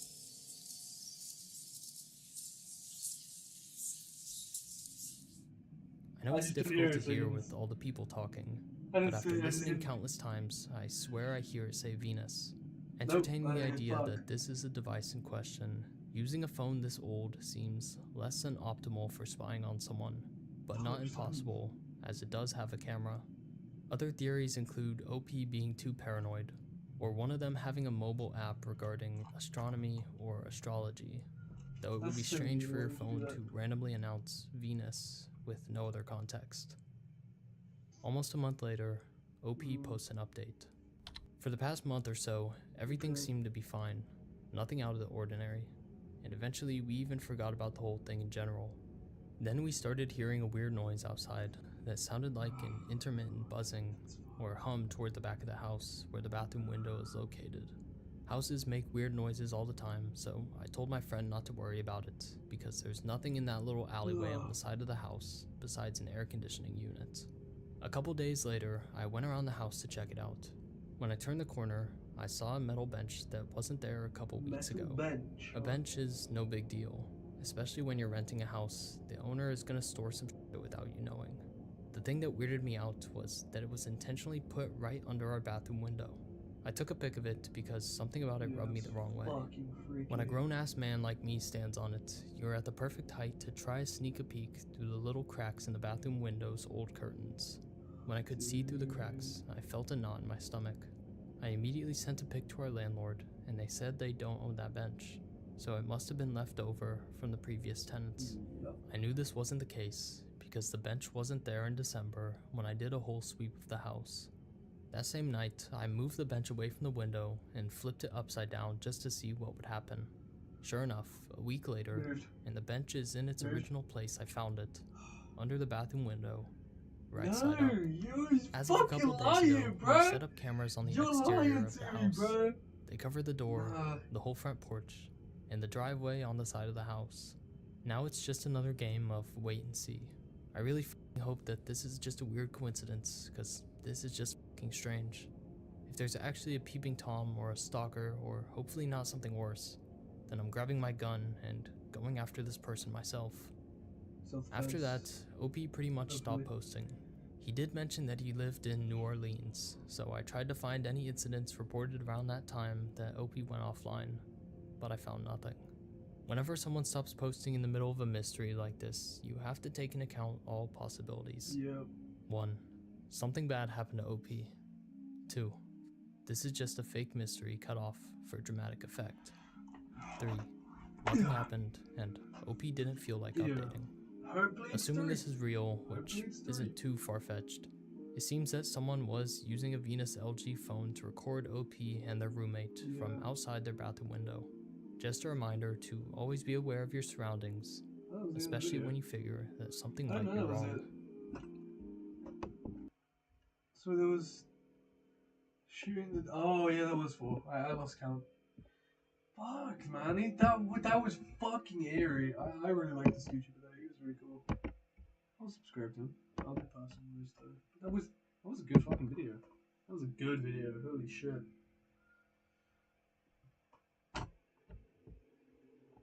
I already know about Sonic CD. This shit freaked me. Sonic CD was the third installment of the Sonic the Hedgehog saga. It was released in 1993 for the Sega CD console and is often referred to as one of the best games in the Sonic franchise. No, it's the not. game's No, soundtrack, graphics, and cutscenes make it an I'll tell instant you that classic much, among buddy, 90s pal. video games. Lazy But blocks. there's another reason why the game got so much attention. Shortly after its release, strange rumors started circulating on messaging platforms such as Internet Relay Chat and Usenet. These platforms were obviously not as developed as the messaging apps and online forums that we use today, but because the internet was still very young, these platforms were ideal for gamers wanting to connect with an online community. According to the rumors, a series of hidden passwords could give the players access to secret images and messages within the game. Pretty soon, people started using these passwords and found something disturbing. When the game opened on the title screen, by pressing the button combinations down, down, down, left, right, A on the controller, players would be taken to a sound test screen where they could experiment with different number combinations to hear music and sounds from the game's soundtrack. Most of the number combinations brought up normal sounds and music from the game, but one specific combination would take the player somewhere completely different. Many users reported that after typing in the numbers 46, 12, 25, or just 12, 25 in some versions of the game, the screen would change to a background consisting of rows and rows of Sonics with creepy human-like faces wagging their fingers. This is what it would look and sound like. Dude. There's also the boss fight theme in US version? No, the Japanese version. Shit's spooky as fuck. It's an eerie game in general. Part of what makes this screen so unsettling is the creepy music and sinister laughter in the background. In the foreground, there's a message written in Japanese on the screen. Let me search it, because I know it's the boss fight music for Sonic CD. I just forgot what region it is, and I really want to know. Sonic CD boss. Oh shit. Boss theme. It's definitely the Japanese one. No, it's not. Yeah, that's the one I had. Yeah, there you go. Found it. It's torn the player, let's traumatize. I told you. This shit's fucking freaky, dude. So many creepypastas use that shit. The message reads, Infinite Fun, Sega Enterprises, image by They were taking the piss out of Mario. According to several articles and comments in the online forums from back then, the word Majin translates from Japanese to devil, which freaked out a lot of people. It wasn't until much later that people started realizing that there might have been a mistranslation, and that there might be more to this unsettling image than everyone thought. It turns out the word Majin can mean devil, but it's really a word that refers to any supernatural being that uses magic, including genies, sorcerers, and demons. But in this context, it means none of these things, and it's actually just a nickname. Majin is the childhood nickname of Masato Nishimura, the landscape designer of the game and the voice of Sonic the Hedgehog in Sonic CD. According to expert translators, calling Masato Majin would be similar to mispronouncing your friend Sean's name as Scene as a joke. The name was used as a play on words, confusing users into thinking that the message on the secret screen was signed by the devil. As for the creepy, human-like Sonic figure in the image, it turns out that it's a cartoon of Masato Nishimura's face, and the unsettling music is just the final boss music from the American version of Sonic CD. Nah, it's just the boss music. In the Japanese and European versions of the game, the secret screen could still be accessed, but the music was much less eerie. Yeah, it's the fucking like, this shit just makes me want to bust a move, bro. Notice the complete difference in atmosphere when the music is more upbeat. And this wasn't the only time that Nishimura signed his name in the games he helped design. In the game Shenmue, which came out in the year 2000 in the US, he signed using the same nickname throughout various parts of the game, and later claimed in an interview that he did it because he liked to stand out. Although the secret screen probably wasn't meant to scare anyone, the off-putting, human-like Sonic, the mistranslated message, and the jarring music definitely disturbed a few people. Me included, this was fucking horrifying. Taho no Tatari is a classic Japanese RPG indie horror game that came out in 2011 and was developed using RPG Maker, a program made for users to experiment with and make their own RPG games. Many classic games in multiple genres have been made with RPG Maker, including Skyborn, Off, To the Moon, and Corpse Party. Utaho no Tatsuri, which roughly translates to The Curse of Utaho, follows the story of a young girl who loses her family under very strange circumstances and must unravel the mystery by exploring a haunted mansion and finding the clues that her little sister left behind. Although the game became pretty popular in Japan, it was never really marketed in the US. Because the game was never officially translated and a US version was never released, a lot of people haven't even heard of Utaho no Tatsuri. The game is filled with unsettling images of real-life corpses and disturbing faces, which pop up at random times of the story to scare the user. Of course, being a horror game, jump scares and creepy images should be expected, but there's one particular screen that has terrified users since the game's release. In 2014, a user reported that he found a glitch that he wasn't sure was a part of the game. In a video that he uploaded to YouTube, the player walks around the perimeter of what appears to be a shrine in one of the game's locations. Out of nowhere, an error glitch appears on the screen. The message is a seemingly meaningless mess of jumbled up letters from the Roman alphabet and the Japanese alphabet, along with a bunch of numbers and random symbols. Only by changing the system locale to Japan do the letters in the error message start to make a bit more sense. The glitch is still there, but the Japanese text is now legible. According to some users who tried to translate the game, the text is a collection of disturbing messages mixed in with random, generic error codes. But there was more to the glitch than just an error message. This is gameplay footage of one user who ran into the glitch during one of his playthroughs. Oh my god.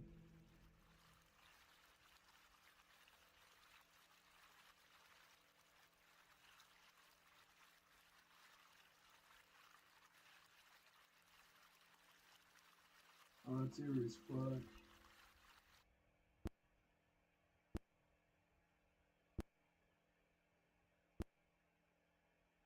Yo, I'm checking. Oh.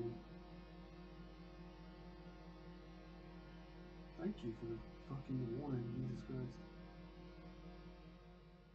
A few seconds after the glitch, an eerie noise can be heard, and the chilling image of what appears to be the lifeless body of a woman pops up on the screen. The first user to post about this glitch was understandably terrified. Disturbingly, once this screen appears, the only way to get rid of it is by exiting the game. It's unknown where this image came from, and it was never confirmed whether or not this is an image of an actual deceased person.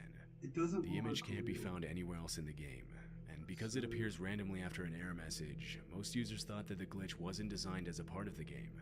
For a while, nobody could understand why this chilling image appeared on the screen, until one user spent some time exploring the game files and found that it's actually not a glitch at all.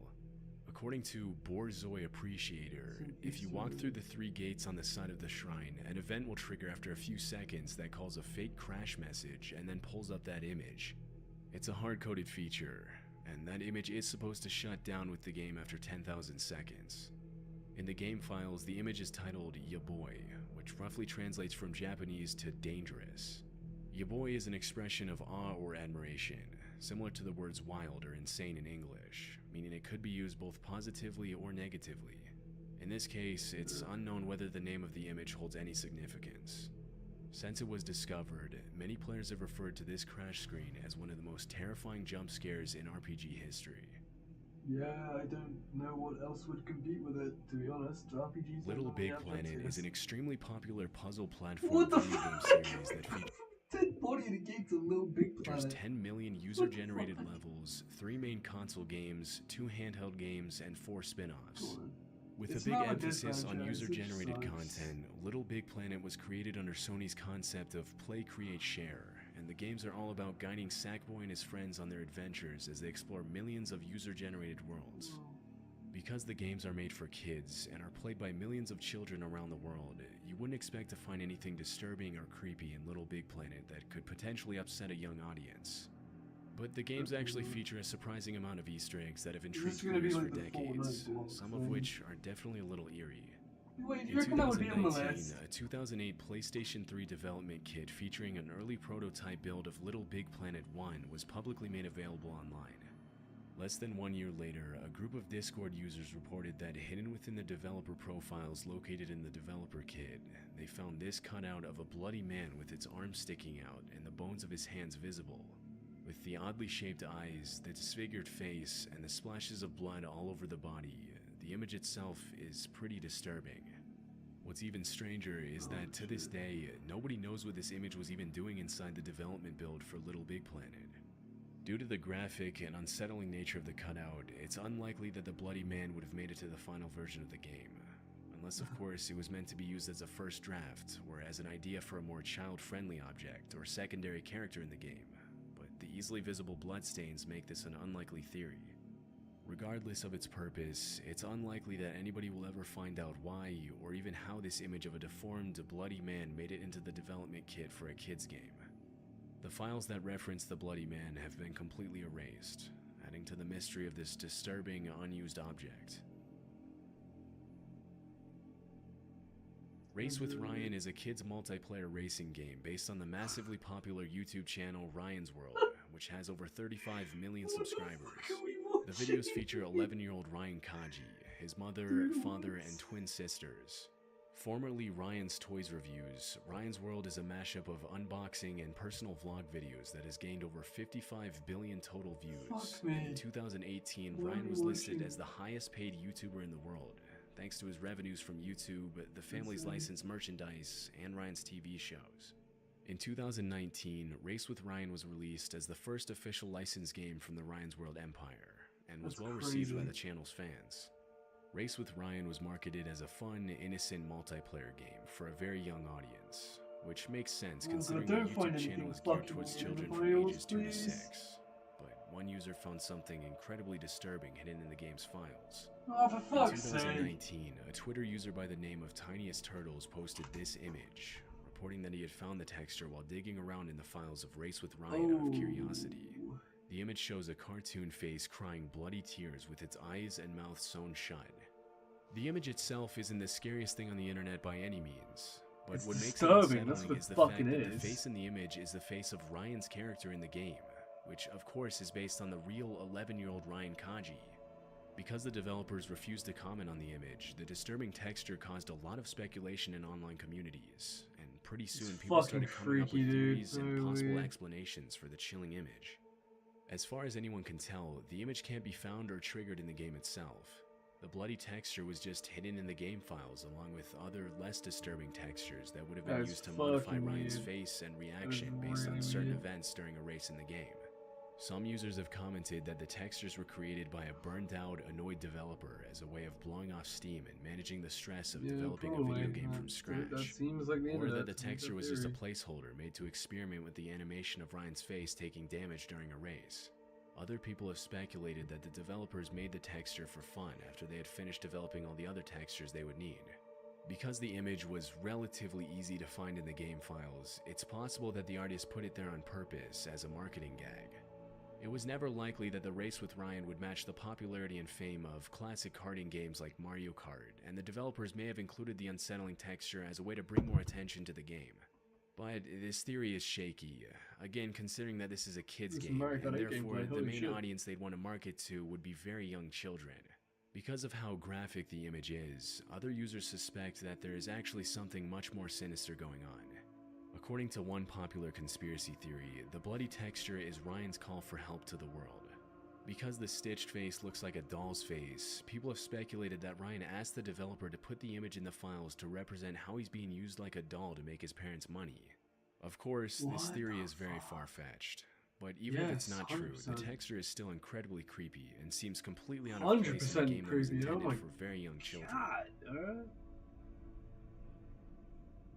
Valhalla is described by fans as a cyberpunk bartender action game that revolves around a bartender simulator. In a dystopian world where nanomachines have infected humans and the human race is being oppressed, the user plays the role of a bartender in a small downtown bar named Valhalla. Part of what makes Valhalla interesting and so popular among its fans is the game's plot changes depending on the types of drinks that you make for your clients, which makes the game an interesting cross between a visual novel and a bartender simulator. As is often the case with video games, some users decided to explore and dig around in the game's files, and pretty soon people started finding a folder named Answer, which contained only one image labeled Her. Upon opening it, a blue-haired woman can be seen standing on a dark, empty street with her back to the user, facing a strange shadow figure in the distance. Eerily, this image is not a reference to anything in the game, and it doesn't even look like it fits into the storyline in any way. The aesthetic of Valhalla is based around 2D retro pixel graphics, and this 3D image is completely out of place in the context of the game and its files. In 2017, one user mentioned the game developers in a tweet, assuming that the image was meant to be a teaser or a marketing stunt for another game. But disturbingly, the developers replied to the post with the message, "People keep finding these images in the game's folders, and we have no idea why. It might be spyware." Spyware is a type of software that's installed on a computer without the user's knowledge to gain private information about the user without consent, and then sent to another organization or person. According to the developers of Valhalla, it's possible that the images found in the files could have been planted there with malicious intentions by somebody else. Strangely, the image labeled Her wasn't the only eerie discovery that fans of Valhalla made in the folders. Throughout the game's files, users found images of weird creatures and dark silhouettes, and even files with creepy music. Despite the developers warning about the files possibly containing spyware, most users' conclusion was that this was in fact just a marketing gag for Nirvana, a game made by the same creators that was supposed to be released in 2022, but got pushed back indefinitely after the developers started working on other projects. It was never 100% confirmed whether the bizarre images and random files were meant to create buzz around another game, or if they were placed there for another reason. Maybe. That was really cool though. Little smile dog. The rake. Teletubbies. Okay, cool. Don't trying to go viral, that's just sad. Do we call it a night now? I think we maybe call it a night. I need to go for a piss anyway. What the fuck? Okay, dude. Let's go to the watch. Let's go get to the tab for the next stream. We got this tab for the next stream. Oh yeah. All right. Yeah, I'm done for the. Oh, you can see my leg. All right. I don't know. This is just comfy for me. Like saying like this is comfy. All right, leave me alone. Ugh, sorry, excuse me. Yeah, I'm gonna end stream that for now. I'm fucking tired. I won't sleep. I got college tomorrow as well, so I might be fucked. But you know, I enjoyed that shit. That was fucking spooky towards the end. But you know, that's about it. See ya.